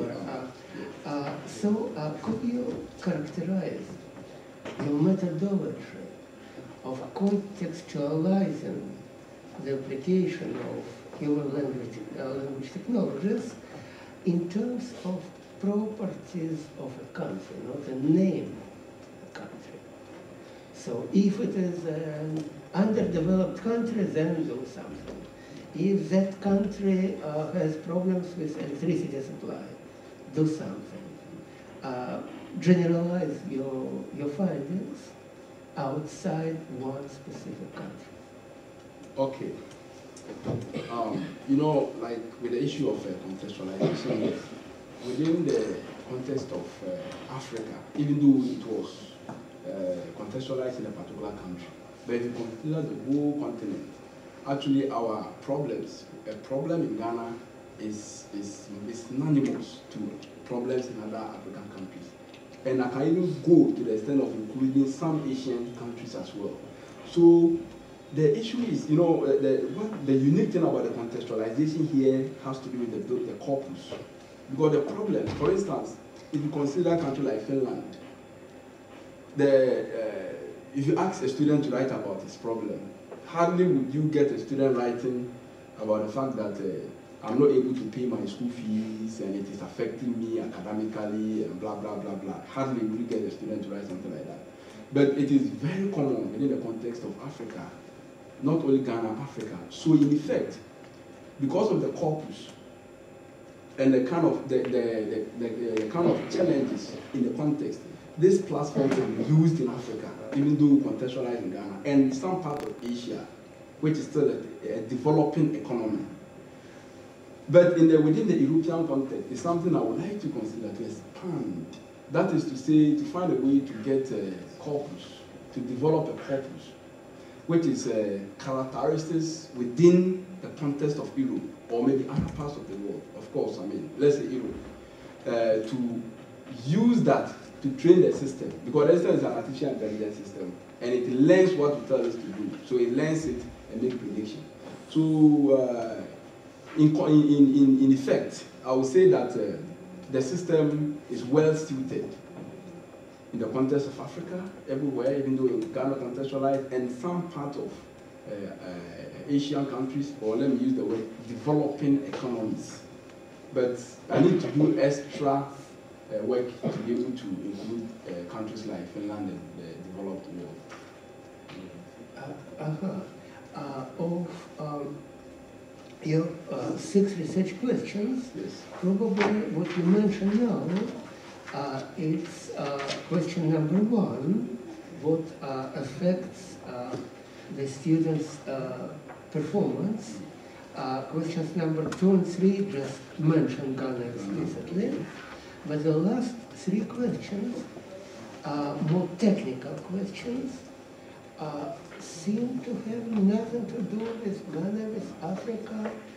So the same question, I think I'm rephrasing the same question.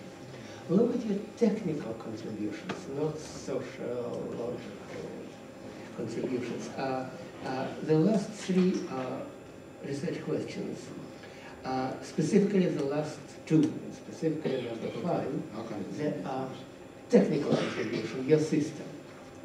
Okay, what would you change in your system for it to be applicable in Finland, in China, in Chile? Is your system crafted specifically for Ghana, or is it just general? Because finally, that anonymity, the idea that people are shy to ask, all those aspects which your system addresses, they're the same in any part of the world. Of course, the contents of their messages might differ. You say in Ghana, they will say, oh, I have too little money to study, and in Finland, they will say, oh, I have too much money to study, I don't need to study. Okay, but technically, what's specific in your system for the context of Africa, Ghana, whatever? If I understood the question very well, you know, like I did mention on the corpus developing from Ghana, and which the challenges in African countries are common. But if this system is going to be used in Finland or a European country, I need corpus, I need stories. That is characteristics of an European context. Because there are certain things that, because the corpus or the stories trains the system. The system only learns what the corpus has. So there are certain things which is only in Finland or in Africa. So if I want to make it in a way, for instance, like you did mention, that, okay, I have too much money, there's no way Of course, I mean, there is some in a way, but not much, that the students in Africa will talk about having too much money as its challenges. So it's quite rare. But if I'm able to get stories within the European context, those stories and then the keywords that I'm able to extract, like the features, can help me to update the system, that I have the knowledge to be able to predict issues relating to the European context or the Finnish context. I don't know whether that question. So if you compile a corpus in Finnish language with Finnish students and train your existing system, just run your system, put the new corpus there, wait, is it ready for use in Finland? I would say no, because even in the course of doing it, I took Isaiah corpus somehow, some data from Isaiah international, Isaiah corpus. Isaiah. You know, Isaiah corpus was developed from 37 different countries, mostly from Europe. So there were some stories that I specifically took to test with the system, and I noticed that the system was not identifying anything from it. Because, like I said, some of, okay, well, maybe the way Isaiah was also collected, Isaiah was collected, the stories, most of the stories do not contain emotional keywords for it to identify. And then, because you see somebody will say that, you see Isaiah, for instance, the person they write something like sadness, they say, yesterday when I moved out with my dog on the street, unfortunately it nearly hit by a car. So you see, that one, unfortunately, it nearly hit by a car. Or, okay, I want to give an example. Example like when I lost my girlfriend, just like that, and it has been tagged as sadness. So if you look at when I lost my girlfriend, so somehow, you know, there are no much keywords, emotion keywords to trigger, what do you call it, for the system to feature to predict. Of course, for lost can be mean so many ways. One of the challenges of NLP. So like something like that. So you see that it has been tagged with sadness, but it's like the content is more or less like sarcasm, but it doesn't contain any keyword that the system need to identify and compare and then make prediction. So in effect, for now, even though the system in a way can be used to make some predictions within the Finnish context, but it may not be as accurate as within the African context, given the fact that the corpus was developed and the keywords were, even before we use the plot-stick basic emotions, we did something called, we have different basic emotions, and we have dimensional with emotions in high-dimensional spaces. So with the basic emotions we used, we conducted what we call focus group discussion to extract or to find out from them the common emotions the student express within the context. So based on that, we did some analysis, content analysis, and we realized that it's more like plotonic basic emotion. That's what we go by the plotonic basic emotion. So to wrap up, the system can be used in the context of Africa, or at least in developing economies. But Europe, it can be used though, but it may not be accurate because of the corpus that was used to train it. I think as a programmer, Yes. I think of a system as a program, and the corpus is data which you just feed into the program. Maybe a linguist would think it the other way around. Just a stupid computer that works with the corpus. So what I understood from your answer is that lexical content would be slightly different and needs, well, not even adaptation, but learning for that specific domain. Yes, exactly. So you take the parts of ICR corpus from European countries instead of Yes. developing countries. You take a corpus of student essays from Finland, but then the whole design of your system, the program, Yes.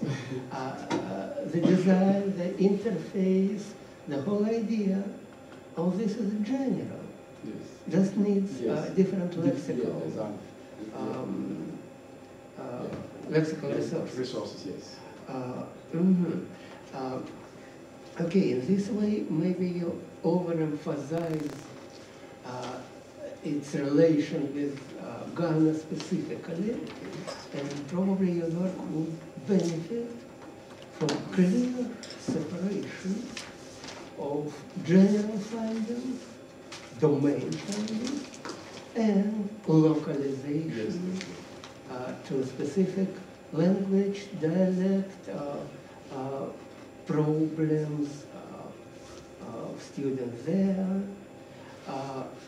Because as you have it now, the cover doesn't give any idea of localization, but the context does not give much idea of generality. In your future publications, I would advise you to separate it clearly. Right. General ideas from localization. Okay. Here at page 8, I see that your classifier achieves comparable accuracy to that achieved with the gold standard even when presented with unknown data.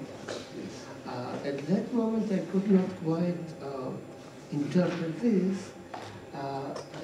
Then I wondered what your evaluation procedure is, because any classifier is evaluated with unknown data. Yes, unknown data. Did you use tenfold cross-validation? Did you use train test split?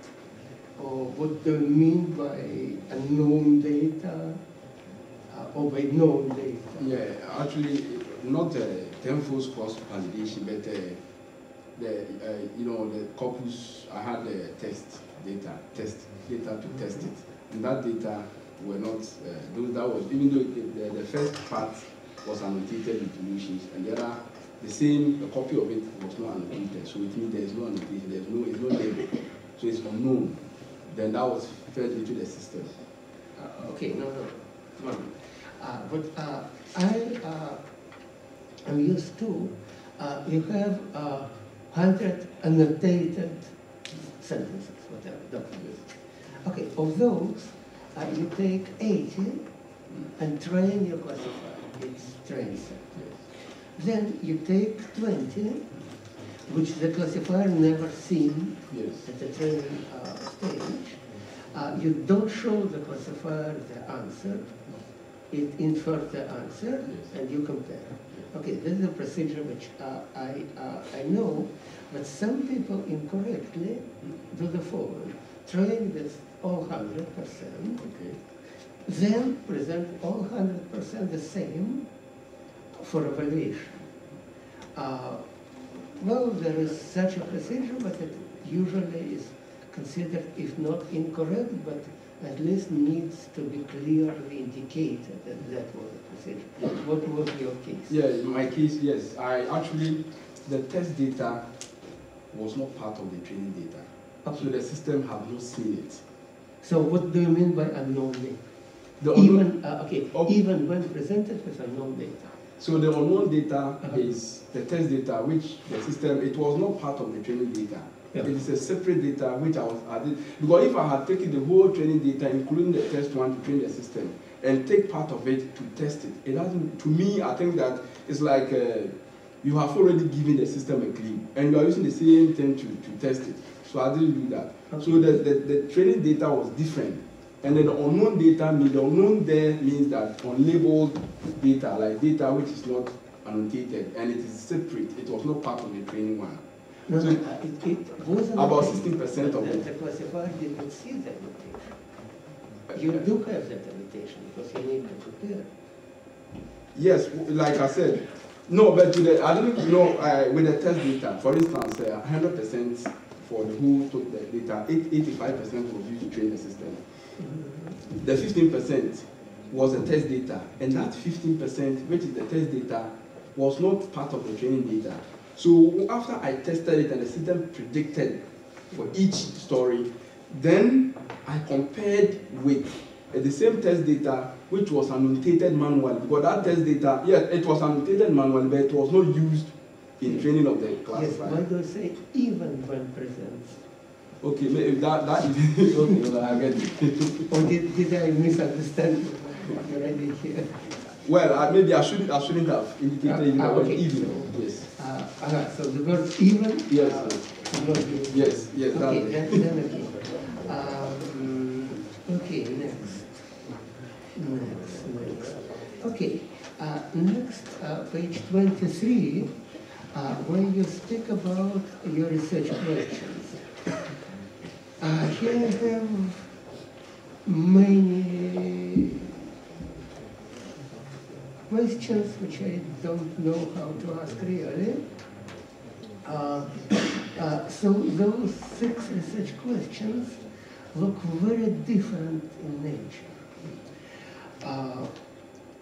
And look like sub-questions or specific goals when the general goal is not specified here. In our thesis, we usually have general objectives and a bunch of specific objectives. I give the general objective is contextualizing the application, I guess because I don't see it here. So that's, okay, that would be my first question. What the general objective, because these 6 don't look like 6 general objectives.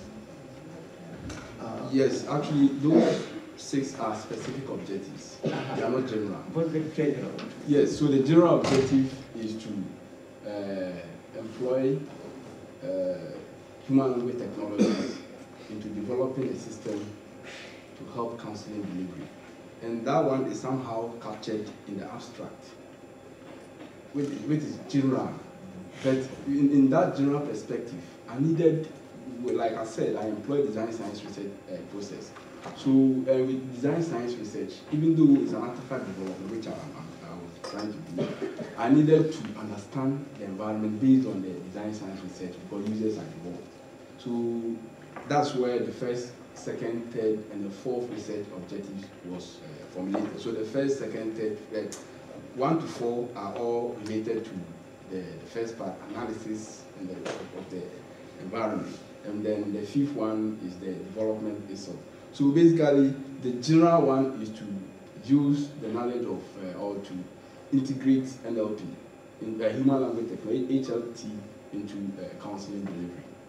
Do you think you could formulate that general research question as research question number 0, or just the research question of this thesis, formulate in the same way as other research questions as a question and give an answer?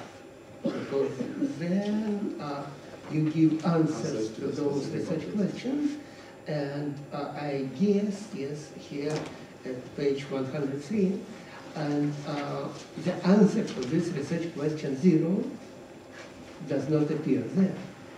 So can you now formulate that research question 0 and give the answer to it? Yeah, like research question 04, like the general objective. Yes.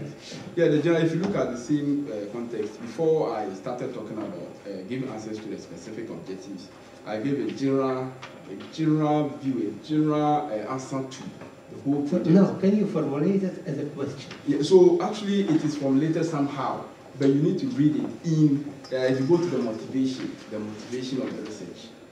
It is not specifically stated on the general objective. Yeah, but stated no. Okay, all right. Well, but there are, okay, that's what I'm saying. The general perspective is to develop a system to apply human language technologies in counseling delivery. How human language technology can be applied to help counseling? So the one I just formulated I'll place the specific objective 6 and 5 under what I've just formulated. And then the 1 to 4, which is the context. And that one is also motivated somehow based on design science research, the need to understand the environment. So, the need to understand the environment. No, still not getting you. What you say looks like your question number 5. How to do the system useful for this? Yes. But I would expect some question which summarizes all 6.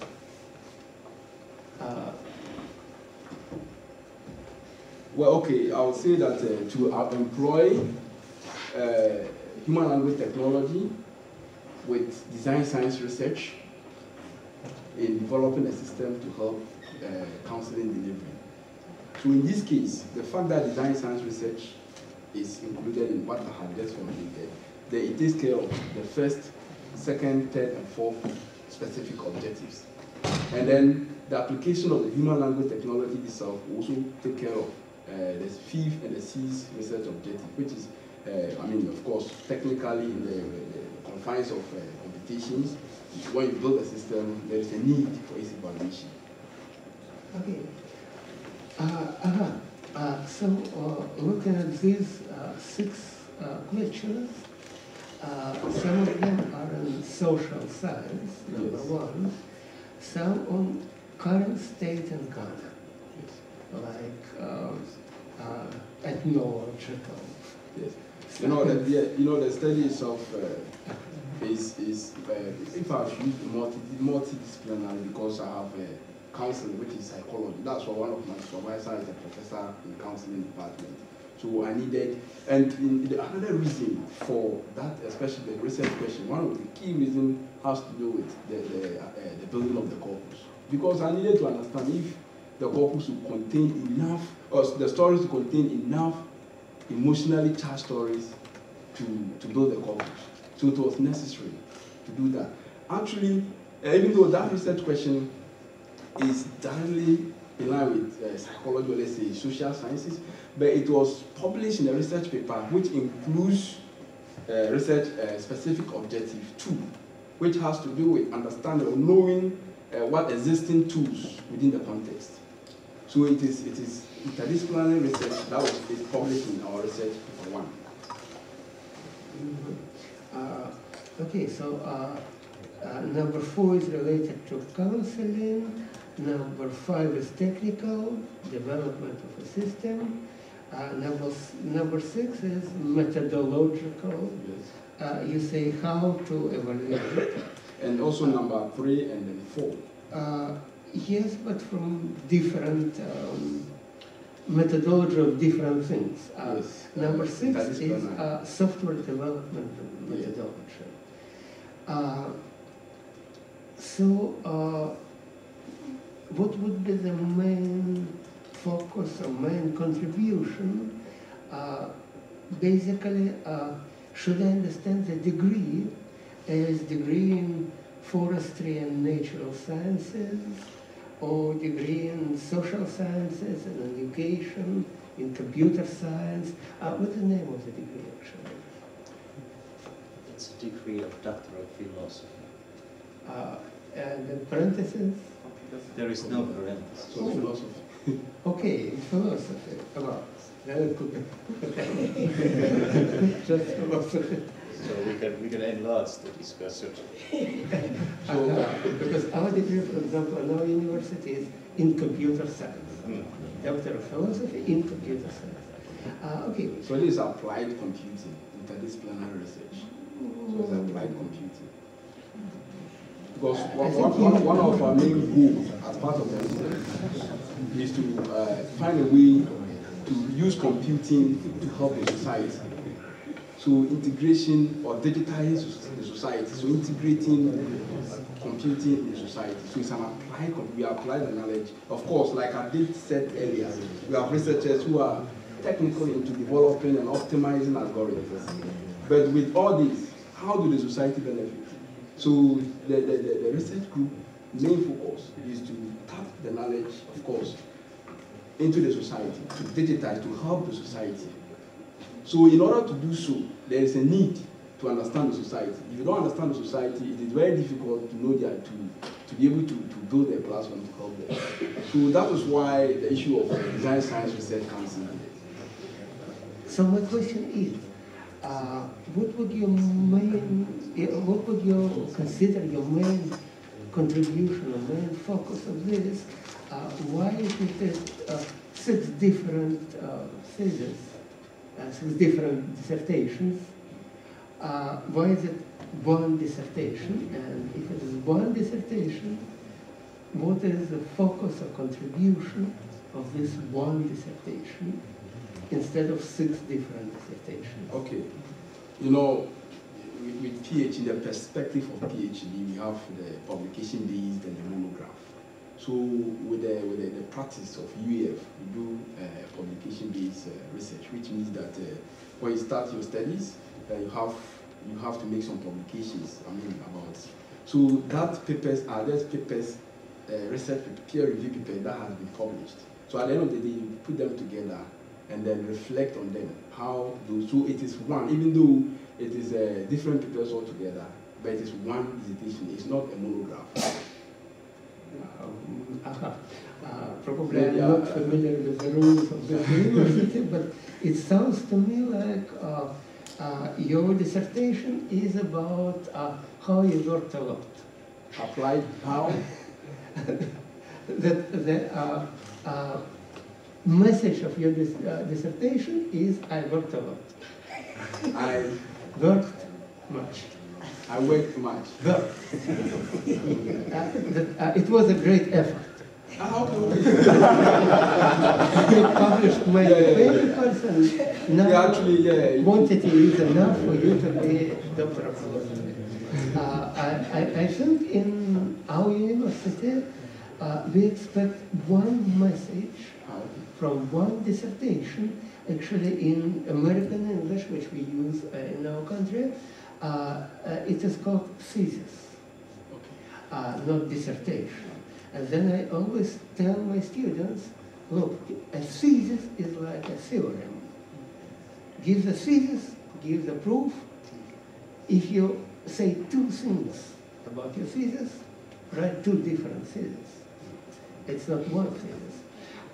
So I would expect here from a book with 1 title, I would expect 1 message, 1 thesis.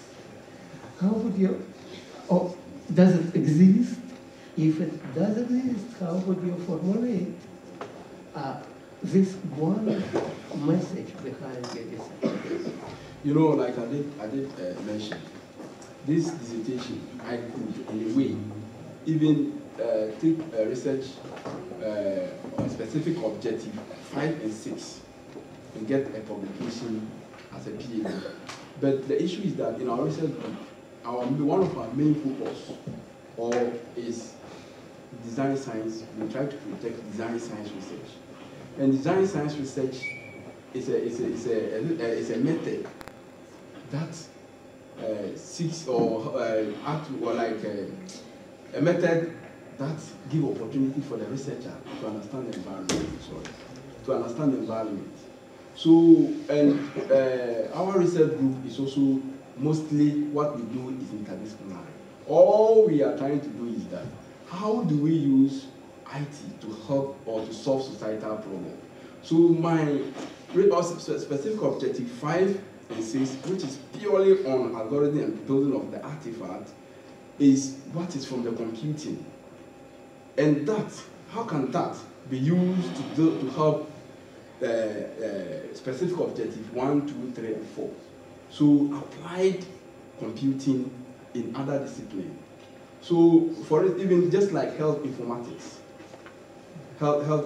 for instance, or let's say like applying computing in helping predict patients. The patients come and then the system, expert system that will predict the system behavior, whatever. But we adopt design science research, which allows you to interact with who is using the system. So I think that the issue here has to do with the design science research method, which is central focus of our research So the message of this dissertation is that design science is good for contextualizing Human language the technologies. applications to counseling. Yeah, exactly. That's the message of this book. Exactly. Okay.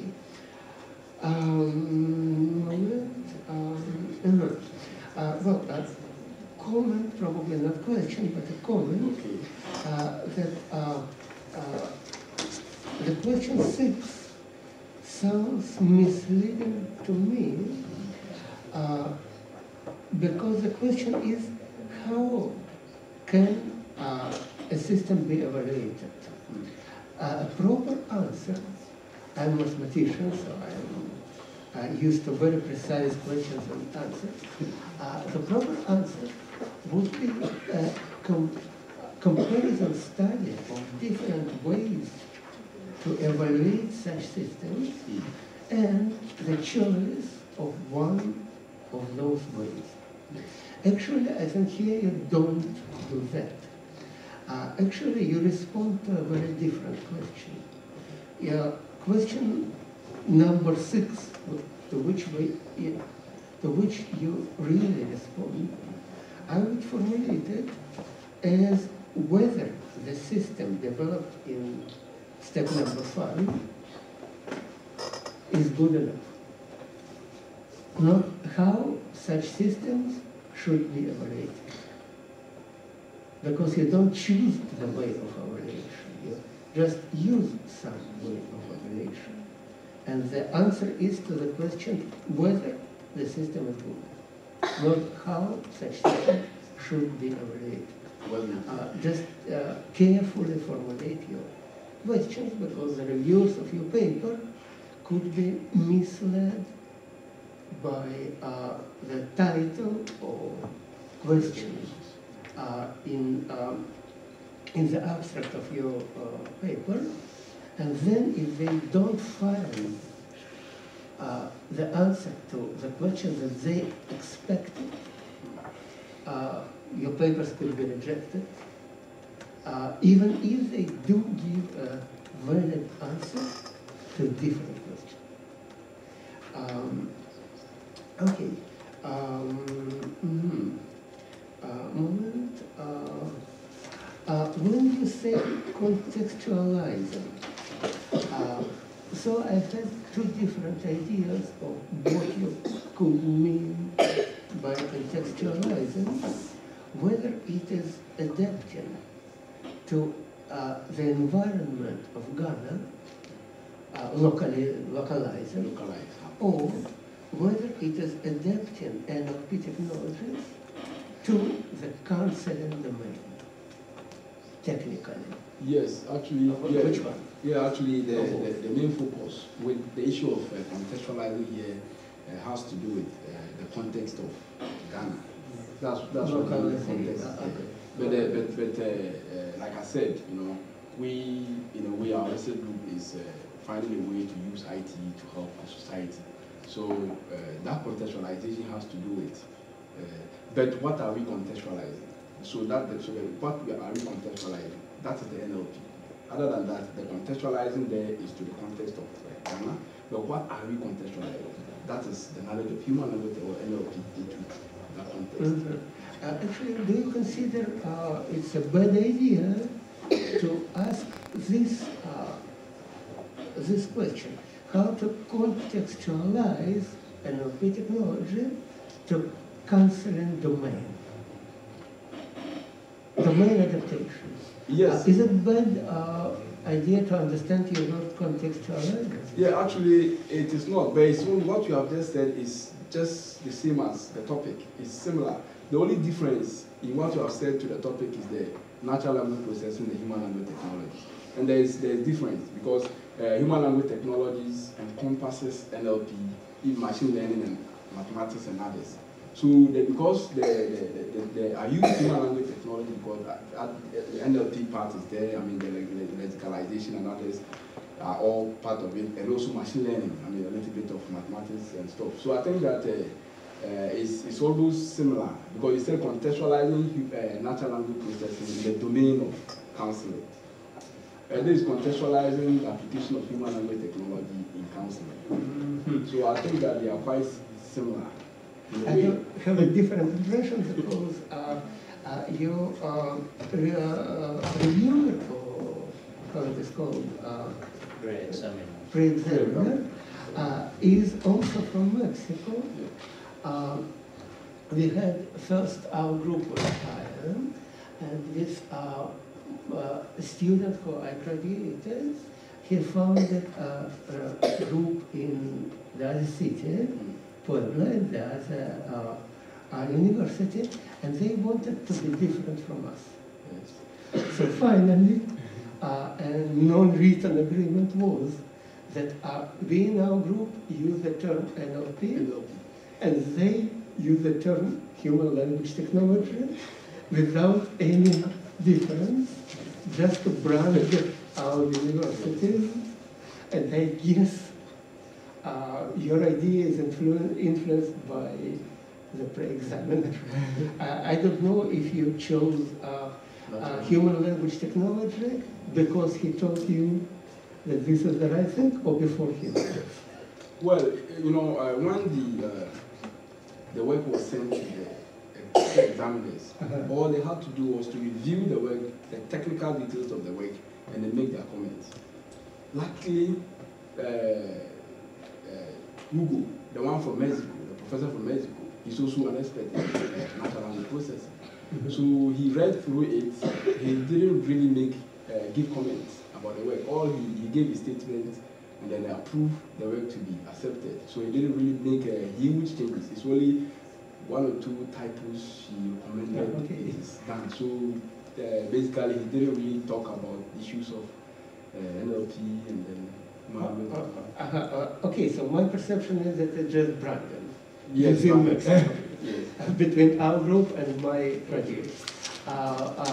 Even once I asked Edward Horner, who was at that time the president of Association for Computational Linguistics, I asked him what the difference between natural language processing and computational linguistics. And his answer was the same, just right. Yeah, it's true. Yeah, no difference. Yes. And I guess the president should know. Okay, but back to my question. My question is not about NLP or human language, whatever. My question is, contextualizing can be understood in 2 different ways, like localizing to the country, or domain adaptation of setting whatever NLP or human language technologies to the domain of counseling. You say you mean the first one. Yes. But my question is it a bad idea to mean the second one? Well, I think that even though it looks that way, but it's for good domain adaptation and also within the context. But in a way, I will project the context high, but it's also with the domain adaptation. Because, like I said earlier, I mean, based on my research and my knowledge, I've never seen any such system develop within the domain, like in a particular domain, like counseling. So I would say both, yes. I would say both. Localization, also domain adaptation. I see more sense in that second understanding, because in the first understanding, localizing, as you said, the system is not localized. I mean, the program. The only thing localized is the corpus. For me, it's programming. Well, just feed it another corpus, and it will be localized in another country. So you sell your term contextualizing as domain adaptation. It might even have more sense and be more understandable. Okay, we are running short of time. We have 1 hour and a half. We will have a break after 30 minutes, so it's after 3 hours we have to have a break. We have yes, this part of the was discussed. I hope those were the big questions. Then later there will be only short questions. Okay, let's try. When you decide, it's all No, you will decide. It's all. I can speak until. Okay. So here is a comment about when you say detect emotion. Actually, the purpose of the system is not to detect emotion; it's to aggregate, summarize. Yeah, it detects. Okay, I understood it too late. When you say about emotions. So your system helps the counselor to understand emotions associated with the questions of the student. Okay, let's call it not user, let's call it student and counselor. Both are users. Okay, my question is whether emotion or polarity constitutes a large percentage of the real questions, because in many cases I would expect that the questions would have nothing to do with emotions. For example, they can ask for advice. I like a girl, I want to attract her attention, what should I do? Yeah, there is no emotion. Yeah, point of, not necessarily a question. And of course, the system, the idea is to track emotion. But if there is no emotion expressed in it, it doesn't, it doesn't aggregate it. It doesn't consider it. But there's no emotions in it. There's no emotions expressed. But the idea, like I said, the idea of the whole thing is to complement. It is not, at this moment, it's not to just, it comes in, the counselor analyze with it and make a decision, but it complement their own intuitions. So the system is to help them, give them clues, for them to monitor emotional changes, and also to give them clues as to some of the things students are expressing. So if there is no emotion, and within the counseling context, you have a career, some people may even be seeking for career, others may be seeking for just academic guidance, but not necessarily issues associated with their personal social development. So this project is in line with emotional and personal social development of students. Well, my question is whether in the real questions which the students ask, a considerable part of it has any emotional charge, or most of them are just asking for a procedure, how to attract the attention of a girl. There is no emotion. Yeah, there's no emotion. So the system so what percentage of them says, oh, I'm so depressed, what should I do? And what percentage of them just ask something objective? Why ask?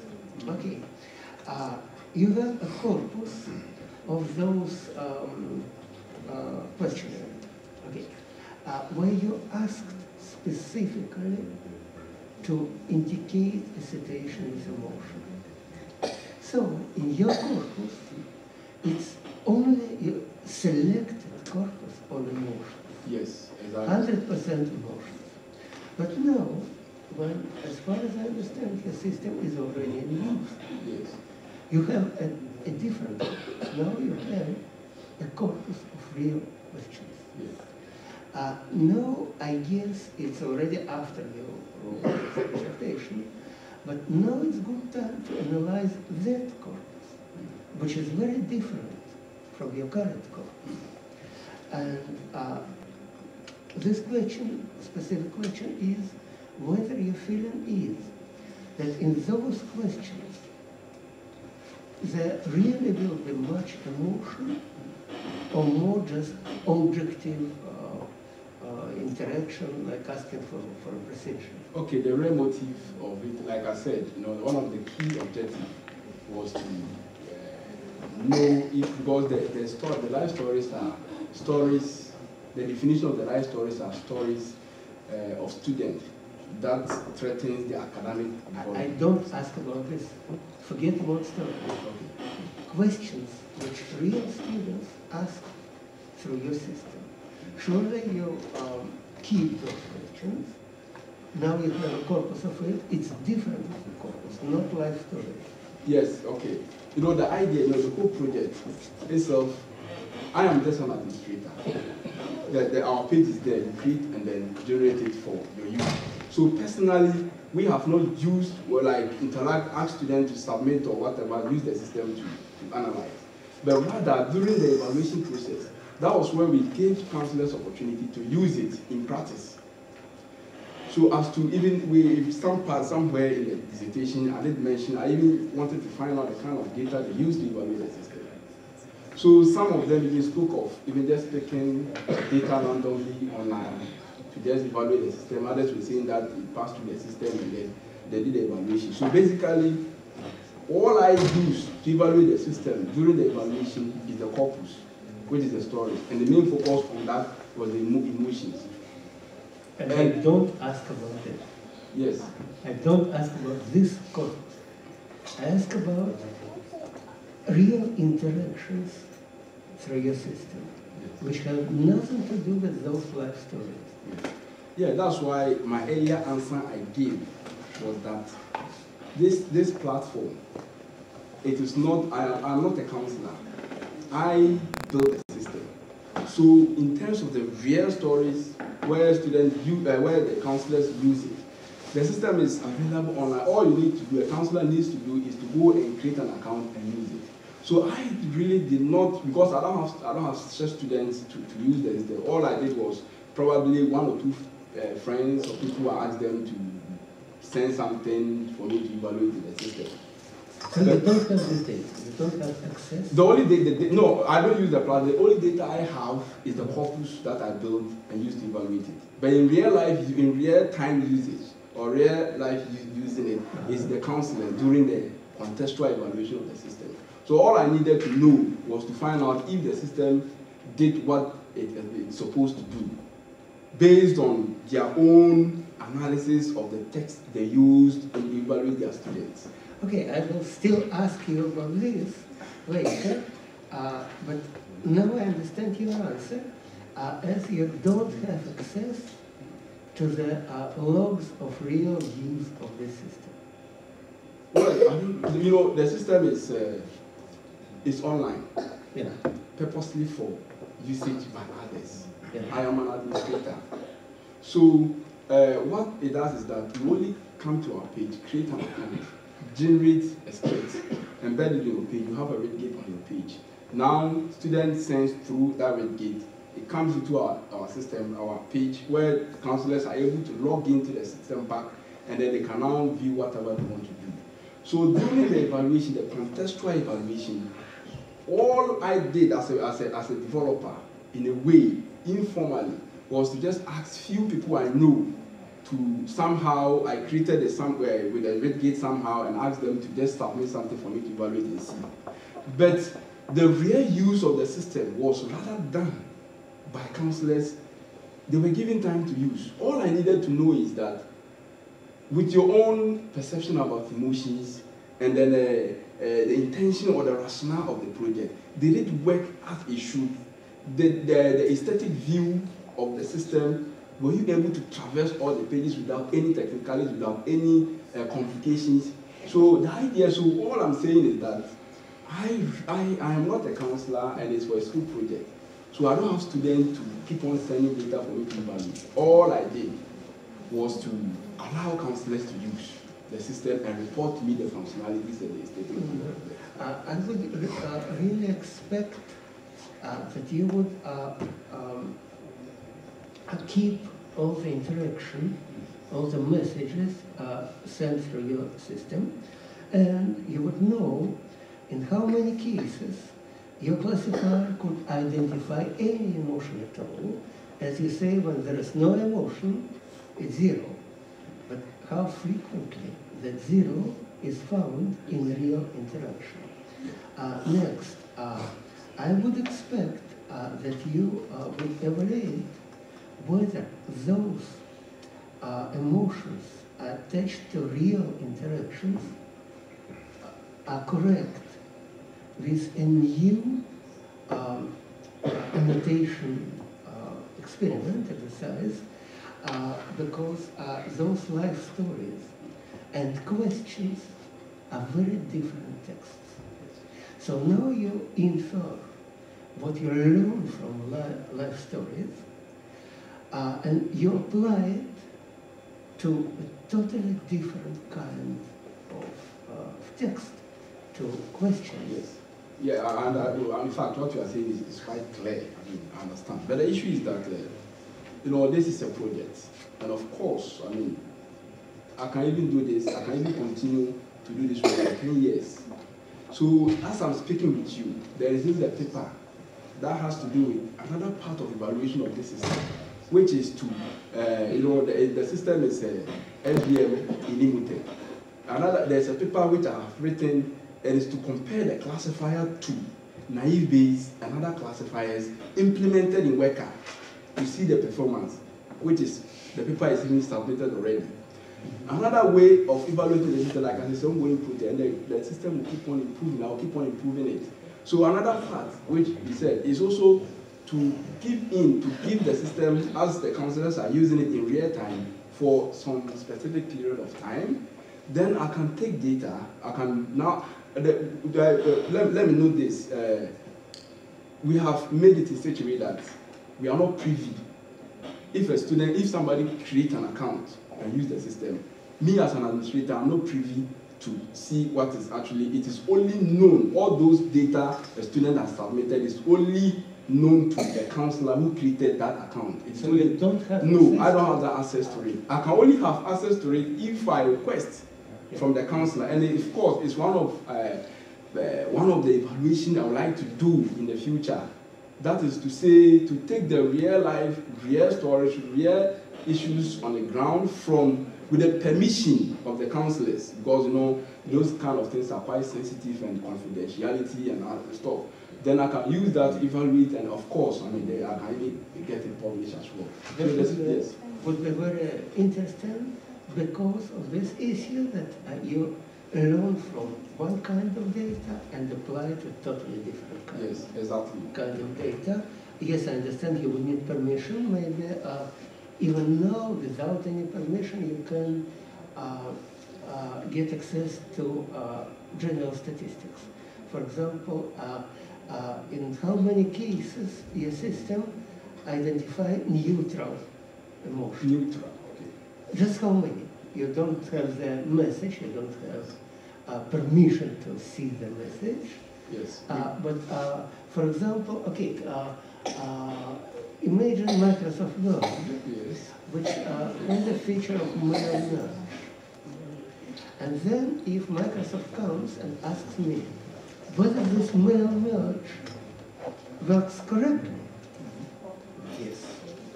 Does it the expected thing? Yes. Is it easy to use? Yes. Do you use it? No. Nobody uses it. It's totally useless. So that kind of questions, whether it is correct, yes. Okay. But you will not know whether it is useful. Yes. With that kind of question that I saw in your questionnaire, that later, I didn't quite locate the question about whether the system really gives useful contribution. Yeah, actually, even the counselors some of them were frank. I mean, like I did mention that the emotion parts, some of them thought that what they predicted is not what the system, predicted. So some of them were frank, you know.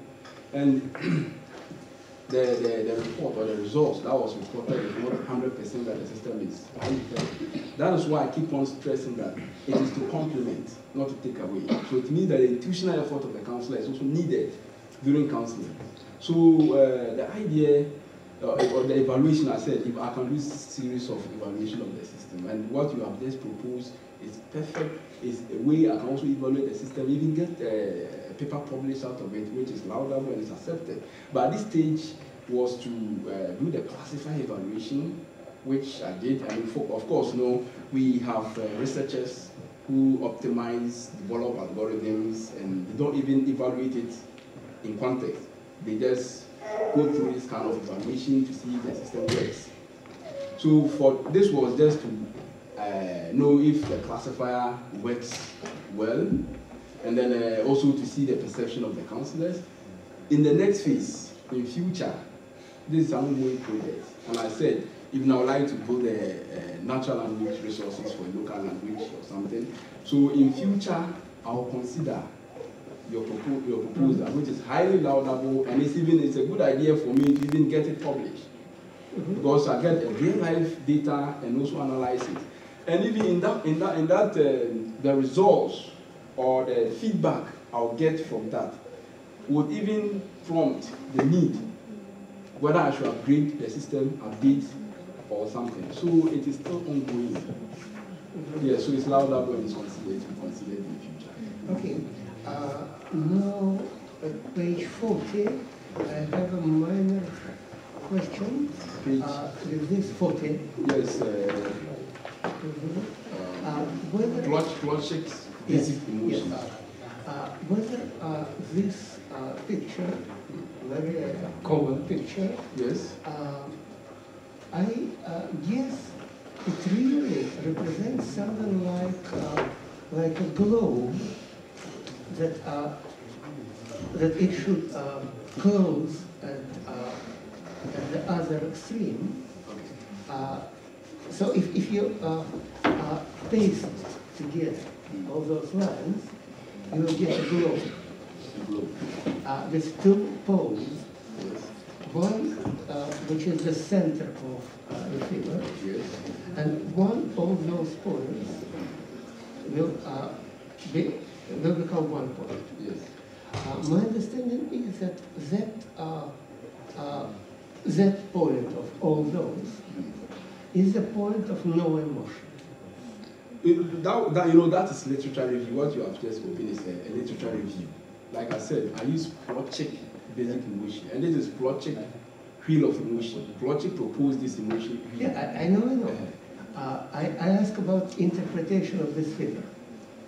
So this figure. I know you did not invent. Yes. I know Plotchik invented it.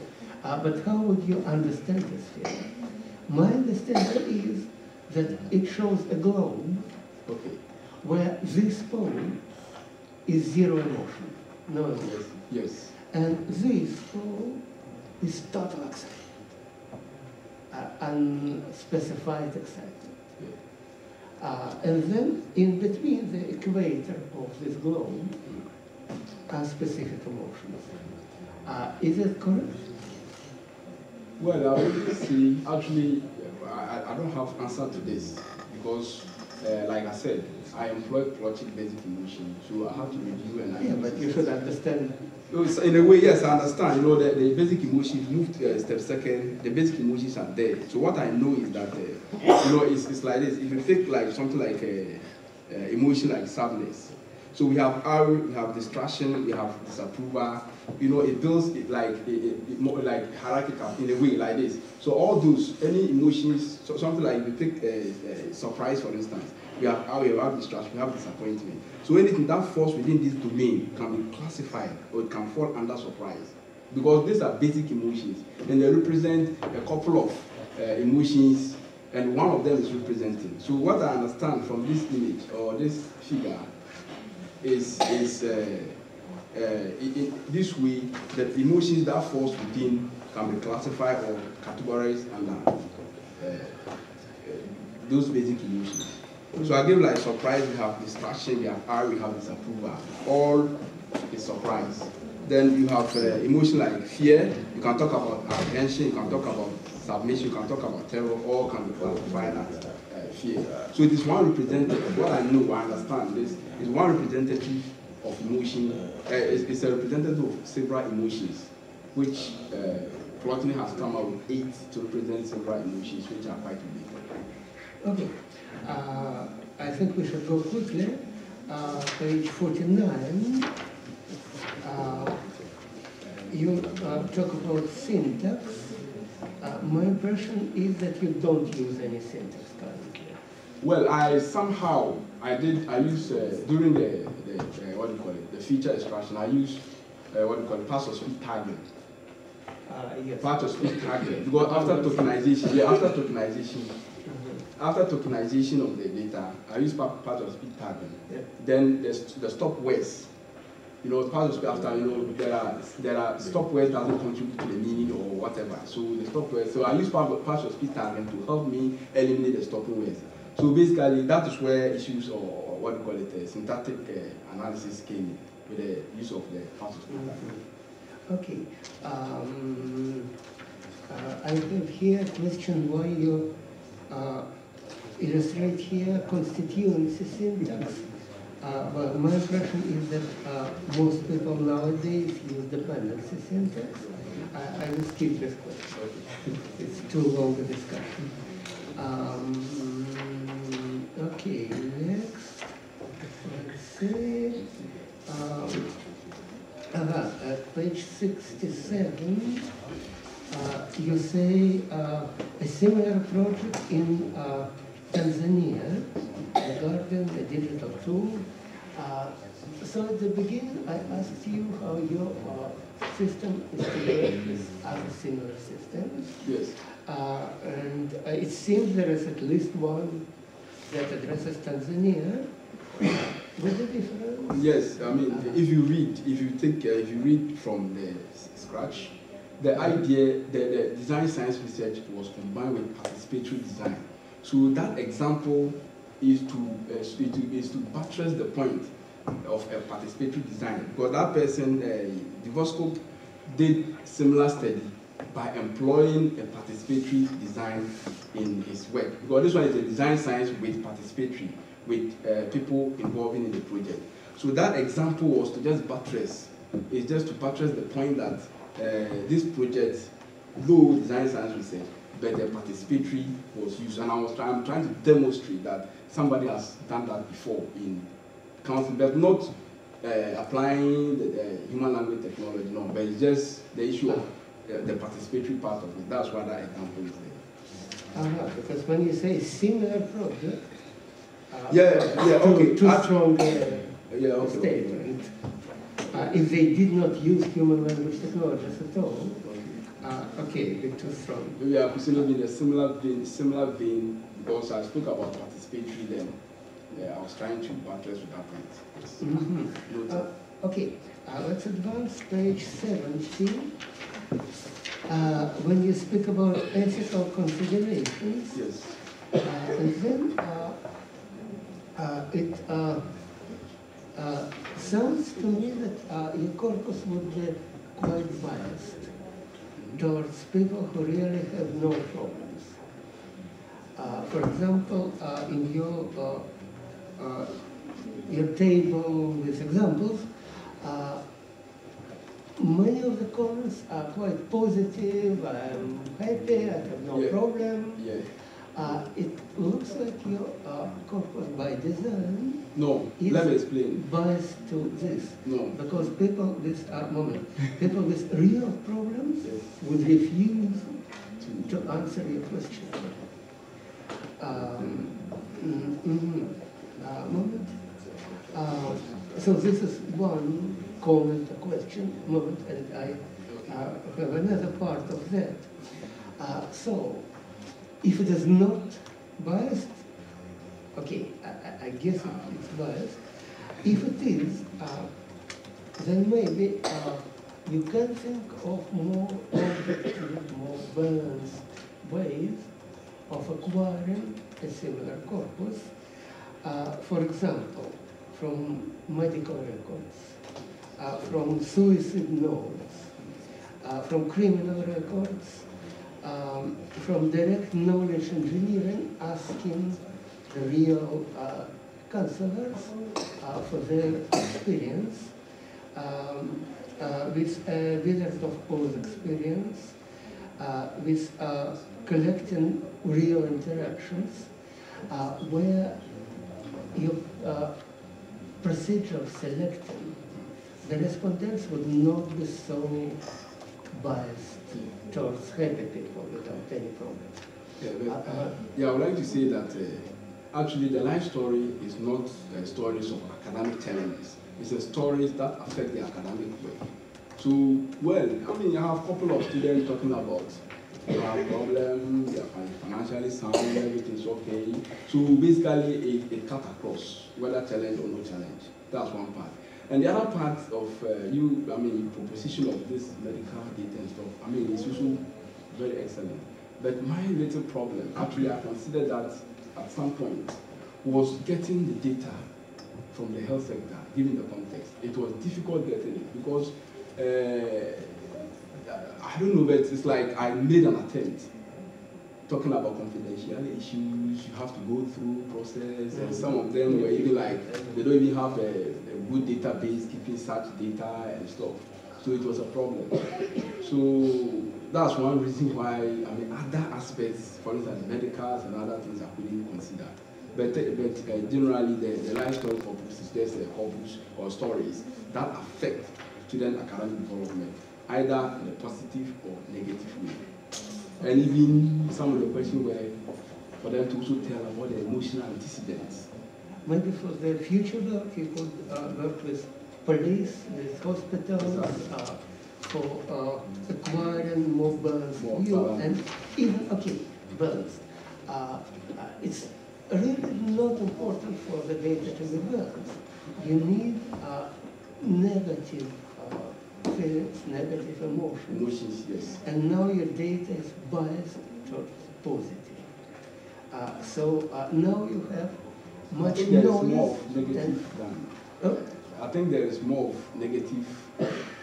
The data contains more negative than even positive. Yes, but still, I think it does not contain the extremes of yeah, exactly. Yes, that's right. Artificially cut off with the precision. Yes. And then you should compensate for the lack of those extremes, working with hospitals, police, that kind of. Okay, next moment.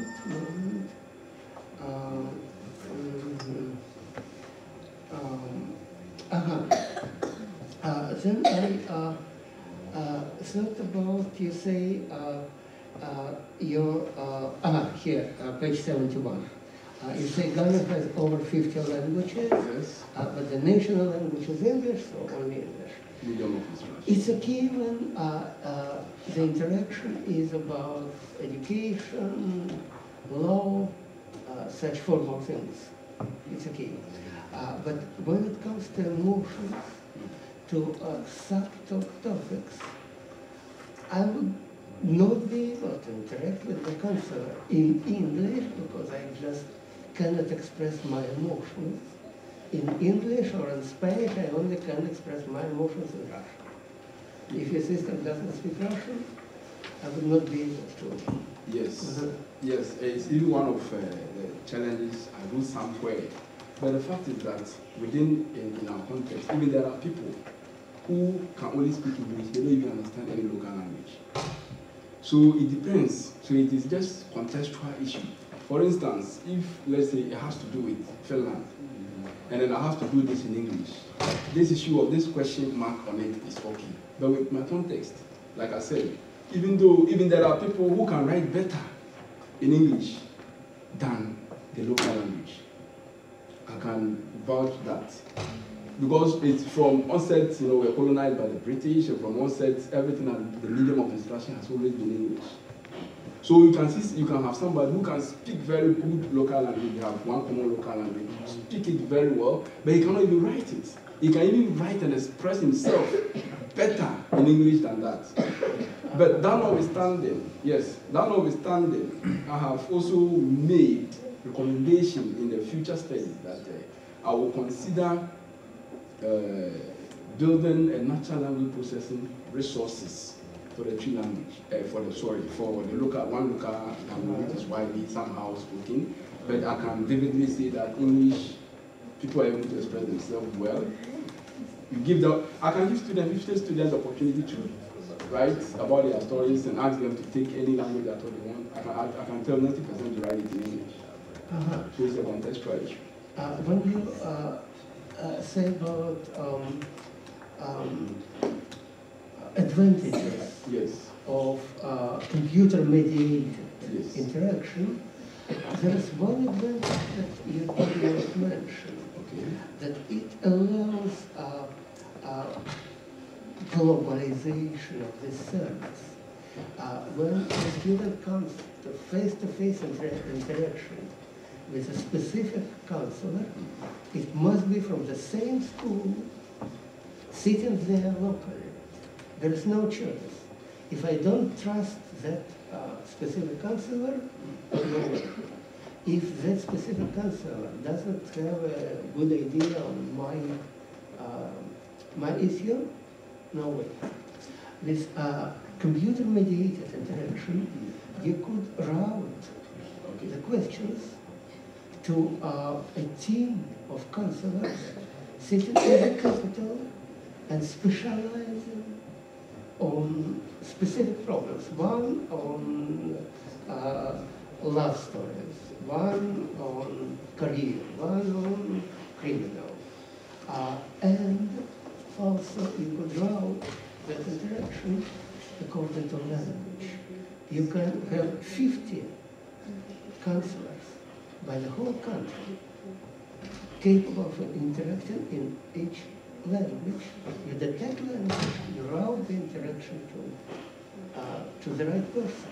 Yes, but from my perspective, I think that allowing students themselves to write is the best approach, other than routing it to maybe people with special areas to do that. Because students are the best people to tell what they feel, of course. And then also, with the issue of the language, you know, most of the things, some natural language resources packages are used. So there are no natural language resources, maybe a lexical analyzer or something in any of the local languages. Maybe, of course, in future, I'll be the first person to try to build such resources. So there are no such. So with this system, everything was in English. You know, and it's difficult for the system to track any local language. Because, like I said, maybe in future, I'm trying to see if there's a way to build the local natural language resources for the local language. Well, just with language identification and routing to the right person, it will be a great help for the student. Because some students would prefer to write in their language. Some would not. Okay, I understand. Okay, yes. Plus, again, routing to a specialist. If one psychologist knows what to say about fatal love, and nothing about criminal problems, but the other knows what to say about criminal problems, it could save well, the effort of, well, not effort, the cost of counselors. Because now you have a counselor sitting in each school, probably most of the time just waiting for the student. Like in my university, in each building, there's a medical doctor. Most of the time doing nothing. And having the salary for it. But with your system, you can have a centralized service in the capital, much smaller group, much more professional. Maybe in addition to local counselors, that could be a huge advantage of your system. Yes, actually, yes. Yeah, like even I have, when I was doing presentation, I did mention that I still need more data to get the Englishing part more like good accurate. So there's a lot to come along the way. You know, I was having challenges with the story connections, and so I will consider all that in the near future, where I can get more data somehow to train the system. Yes. Then probably you can even share this service between similar countries. Yes. Probably all Central Africa have the same situation. You can share it with Nigeria, which is quite larger. population. You know, with all this, you know, there were also some sort of challenges even when I started the project. Cooperation from the authorities. Originally, I contacted Ghana Education Service, who are responsible for testing. Somehow, I needed one or two resources to be able to undertake this. So cooperation was a problem. You write letter, it takes years. I mean, you don't get reply because I needed to get their cooperation. At least somehow, I mean, if they can help me in certain things. So there's a lot of challenges which I should have also spoke about it from cooperation from the Ghana Education Service. So it took time even for me to get the first client to undertake this study before I was even good. So, you know, that notwithstanding, of course, I mean, I understand your proposition, everything is okay, it's not that, and I'll consider that, and I'll keep on pushing to see if I can get the cooperation. You know, I need resources, I need a lot of things. I mean, somehow if the cooperate, this system is centralized, but as it is now, the project was solely sponsored by the University of Eastern Finland. So I spoke about issues even of finding the difficulties in getting to the context at any time at all I want, and then I need to get people on the ground to help me somehow. So I had challenges as well. When you have your system well designed and established, you even can have this international call center here in Finland. Let's cooperate with the psychology department of this university. If all interaction is in English, you might find a better psychologist in Finland than in Ghana. And with some little training, that psychologist could understand local problems of students in Ghana. But finally, all call centers operate in this way. When I call Air France, I'm routed to Brazil or to Argentina. Yes. Nothing to do with France. Yes. Maybe it could be a huge advantage. Yeah. And you know the challenges associated with building a corpus.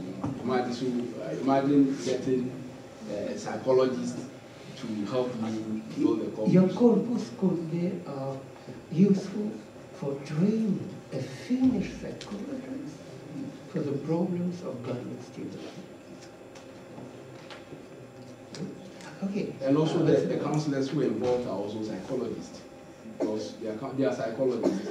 They are educational psychologists. Counselors who are involved in the project are also educational psychologists. I hope here you have... Oh, no, of course. Okay. Or look for psychologists in Brazil or in Australia. We live in the world, not in a country. Okay, let's advance quickly. I will skip some questions. Page 73. When you speak about negative, positive,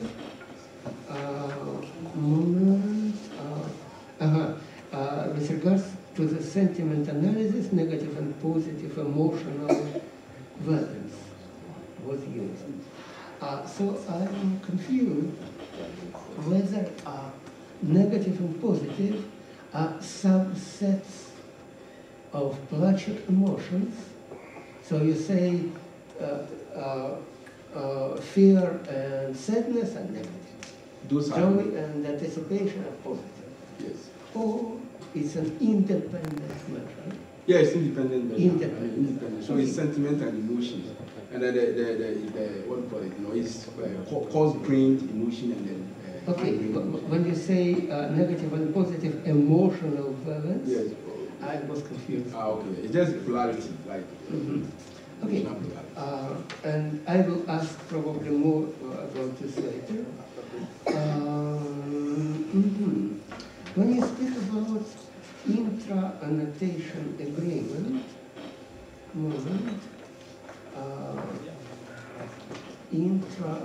it's within one. Yeah, intra, you know, the annotation. Yeah. Okay. Round 1, round 2. Then I guess you mean research question 4, emotional state of the annotator. whether it affects the notation. Yes.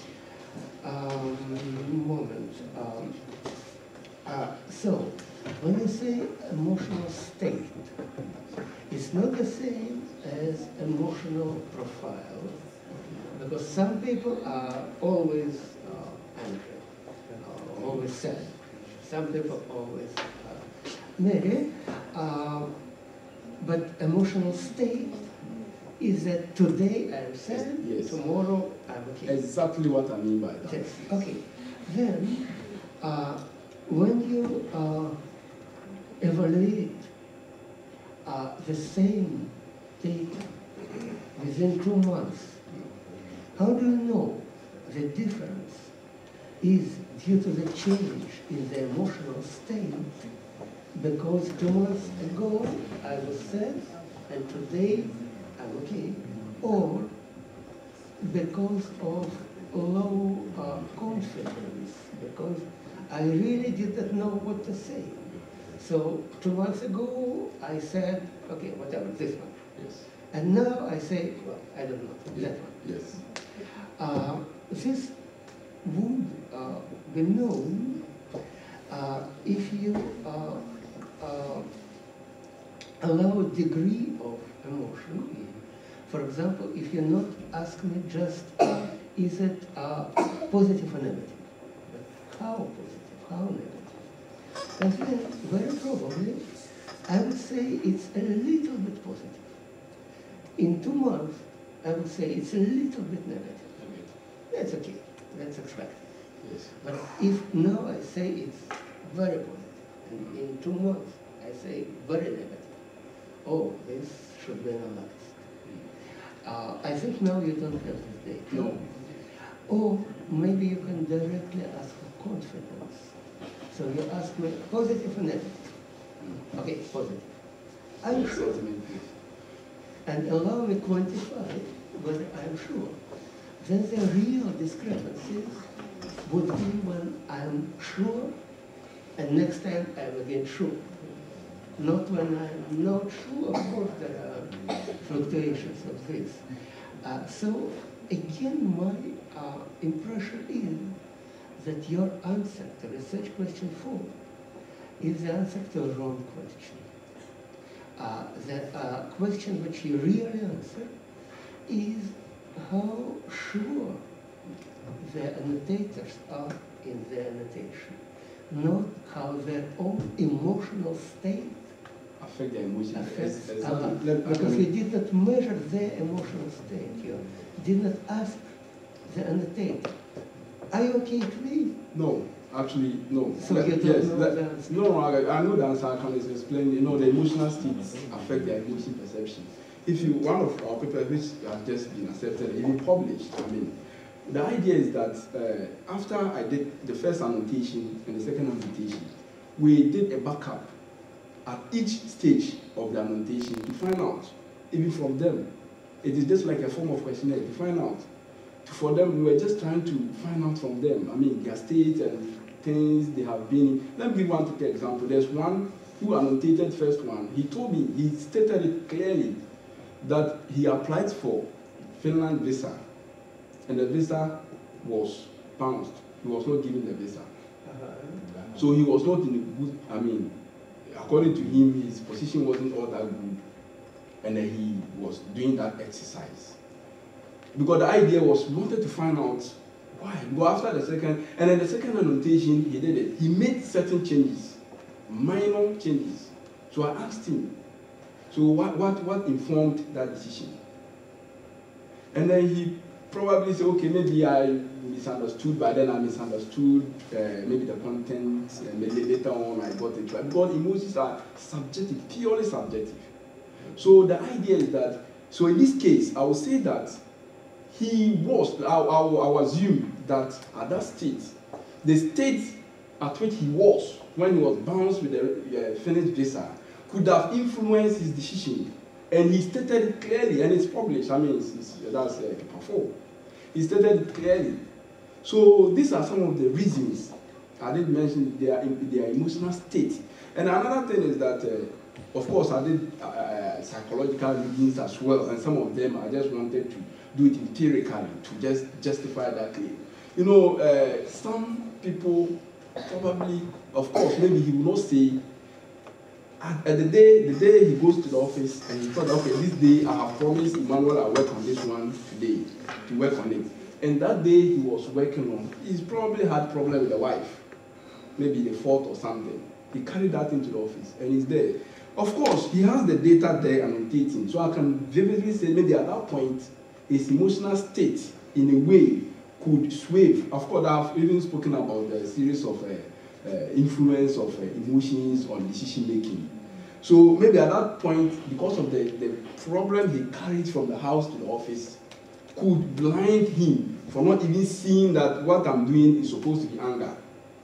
But at another point, maybe that state he was not the same. Maybe the wife has bought him a car, or he has been given something and he's happy. I mean, he went to the office, okay, let me do this annotation. Then he take a second look at it to realize that this thing he did for the first time may be flawed. So something like that, we did a follow-up like questionnaire to just even find out, even from them, apart from doing computation analysis, we use Kappa to compete for the intra and the inter. Apart from that, we try to find a correlation even between what they felt when they themselves wrote it. We just asked them to write it. We just wanted to see what they write. So that's why. So you do have access to the emotional state of the annotator at that moment? Yes, emotional state of the annotator at that moment. You do know? You say, I don't know it. No, I don't. Because like, if, let's say, round 1, you say this is anger, and round 2, you say this one is maybe sadness. Yes. Given this one, I don't know. But the issue is that there's a follow-up. We ask them to tell. They themselves to even tell at that point what are their situation at that point. And they wrote about their situation. Okay, I'm confused. So I would expect this research question 4, when the emotional state of the annotator affects the annotation, I would expect correlation of 2 variables. The state of the annotator and his annotation. It looks to me that you have only 1 variable. No, but you don't have the I did the correlation. In the paper, if you look at the paper 4, even though the research objective is like that, but apart from that, we also try to find a correlation of what they said and then what we computed. So we also computed for. So do you have 2 variables? Yes, we have in the paper. The state of the annotator. Yeah, annotation, yes.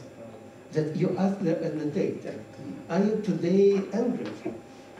Not directly as you are saying, but it was a way we wanted to find out their state. So we asked them to even tell, they just write about, before they even started working on it, what were they doing. Okay, so indirectly? Yes, indirectly. Today he is angry? Exactly. And compare with... Yes, and compare. Okay, great.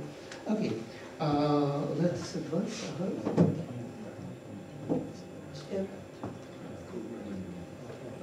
Okay, so finish in 10 minutes. Okay.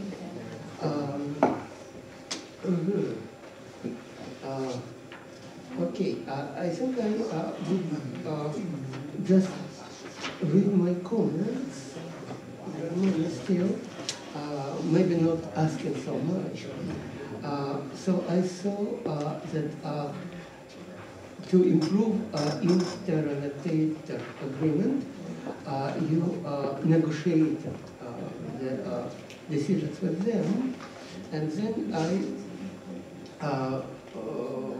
was curious about the analysis of this forced agreement, whether it is real or just forced, whether it is biased, because the most submissive annotator will say, okay, you are right, I don't care. What were the causes of disagreement, misunderstanding, or real disagreement? I would expect some analysis of this, probably for the future work. Some analysis of the cases of real strong disagreement. They really disagree. was a personal bias and just what personal bias, or it was that emotional state, or it was personality traits of the annotator. It would be good to know the personality traits of the annotator.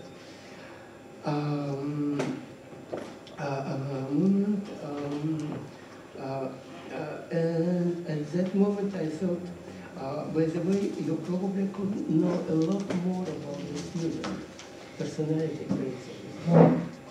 We have published recently a machine learning approach to detect big five personality traits. Okay. Next.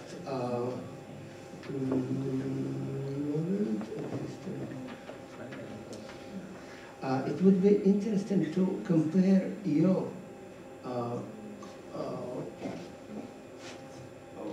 motion detection algorithm with other existing algorithms. There is a lot of research in this.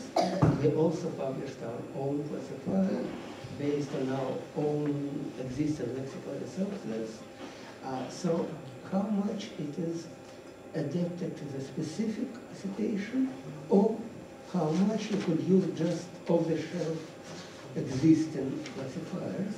I think I'm not asking already. I really my question without much asking. I wanted to add that what you have just said, we have a paper right now which we are comparing our classifier to Weka. You know, Weka is a well-known platform that is used. So we have compared our SVM with it. No, now I mean emotion classifiers. Yeah, it's really emotion, not technical, not machine learning or algorithm. Okay, all right. But a system where you can just give the text and it says. Okay, yeah, I get it.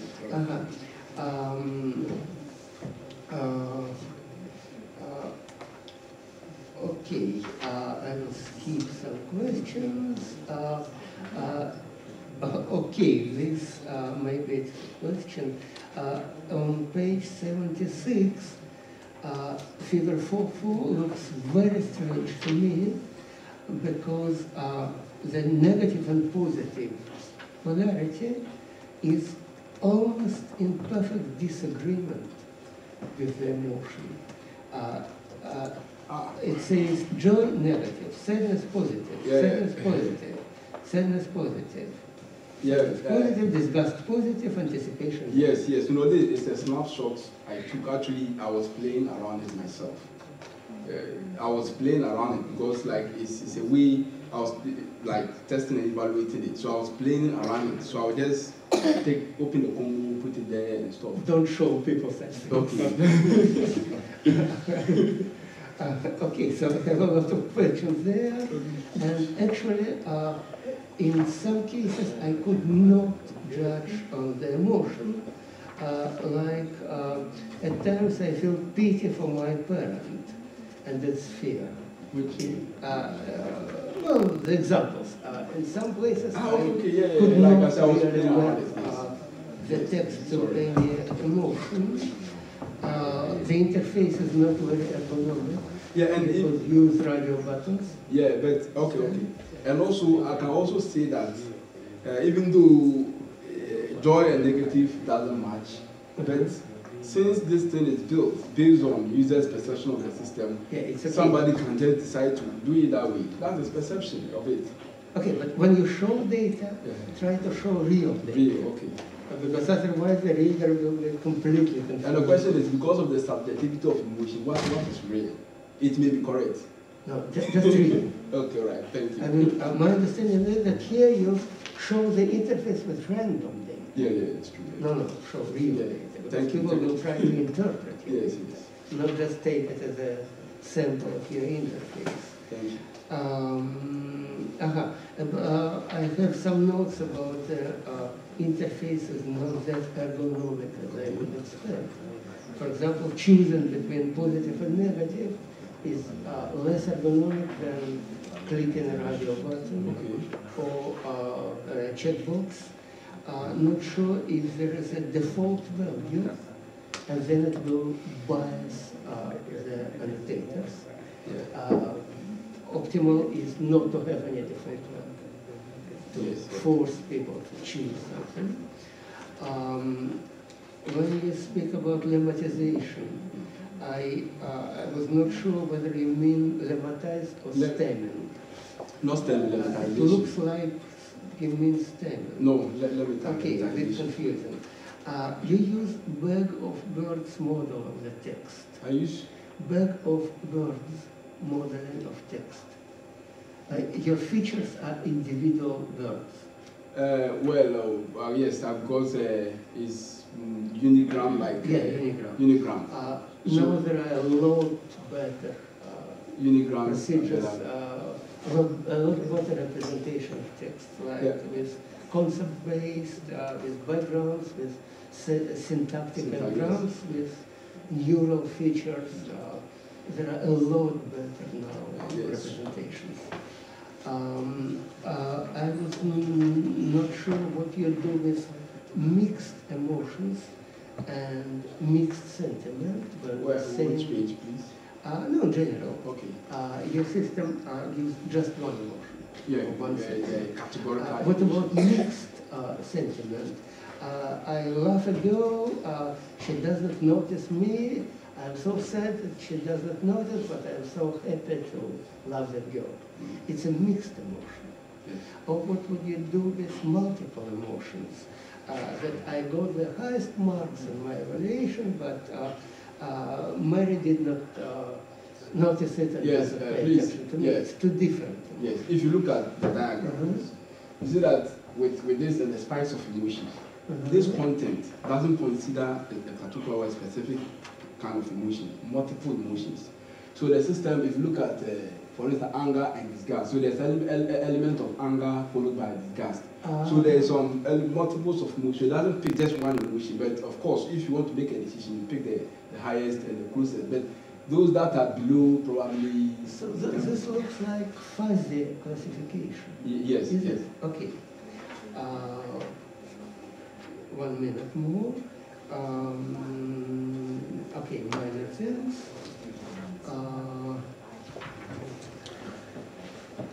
Okay, I think at some moment we should stop. I'm halfway. I think we can stop now, or if you want, I think I already have my impression of the dissertation. Okay.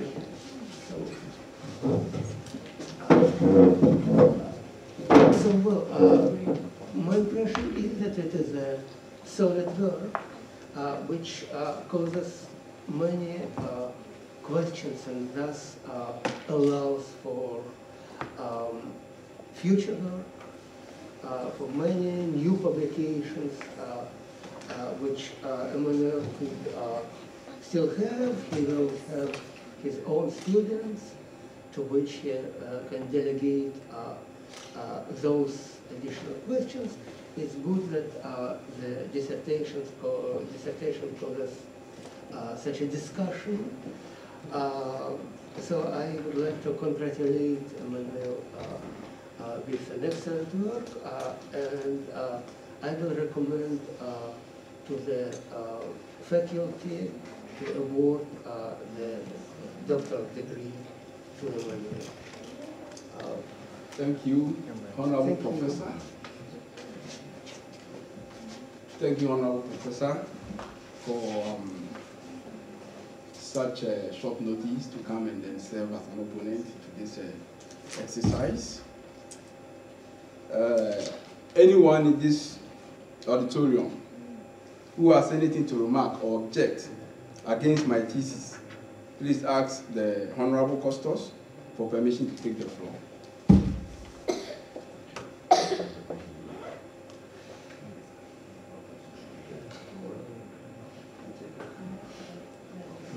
There don't seem to be questions, so I declare the thesis examination over. There are coffee and tea outside there, so please feel comfortable.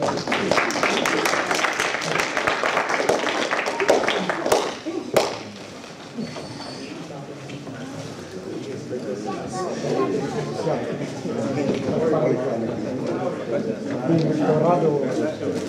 Viimeksi tuo radu vai? Tuo radu. Radu.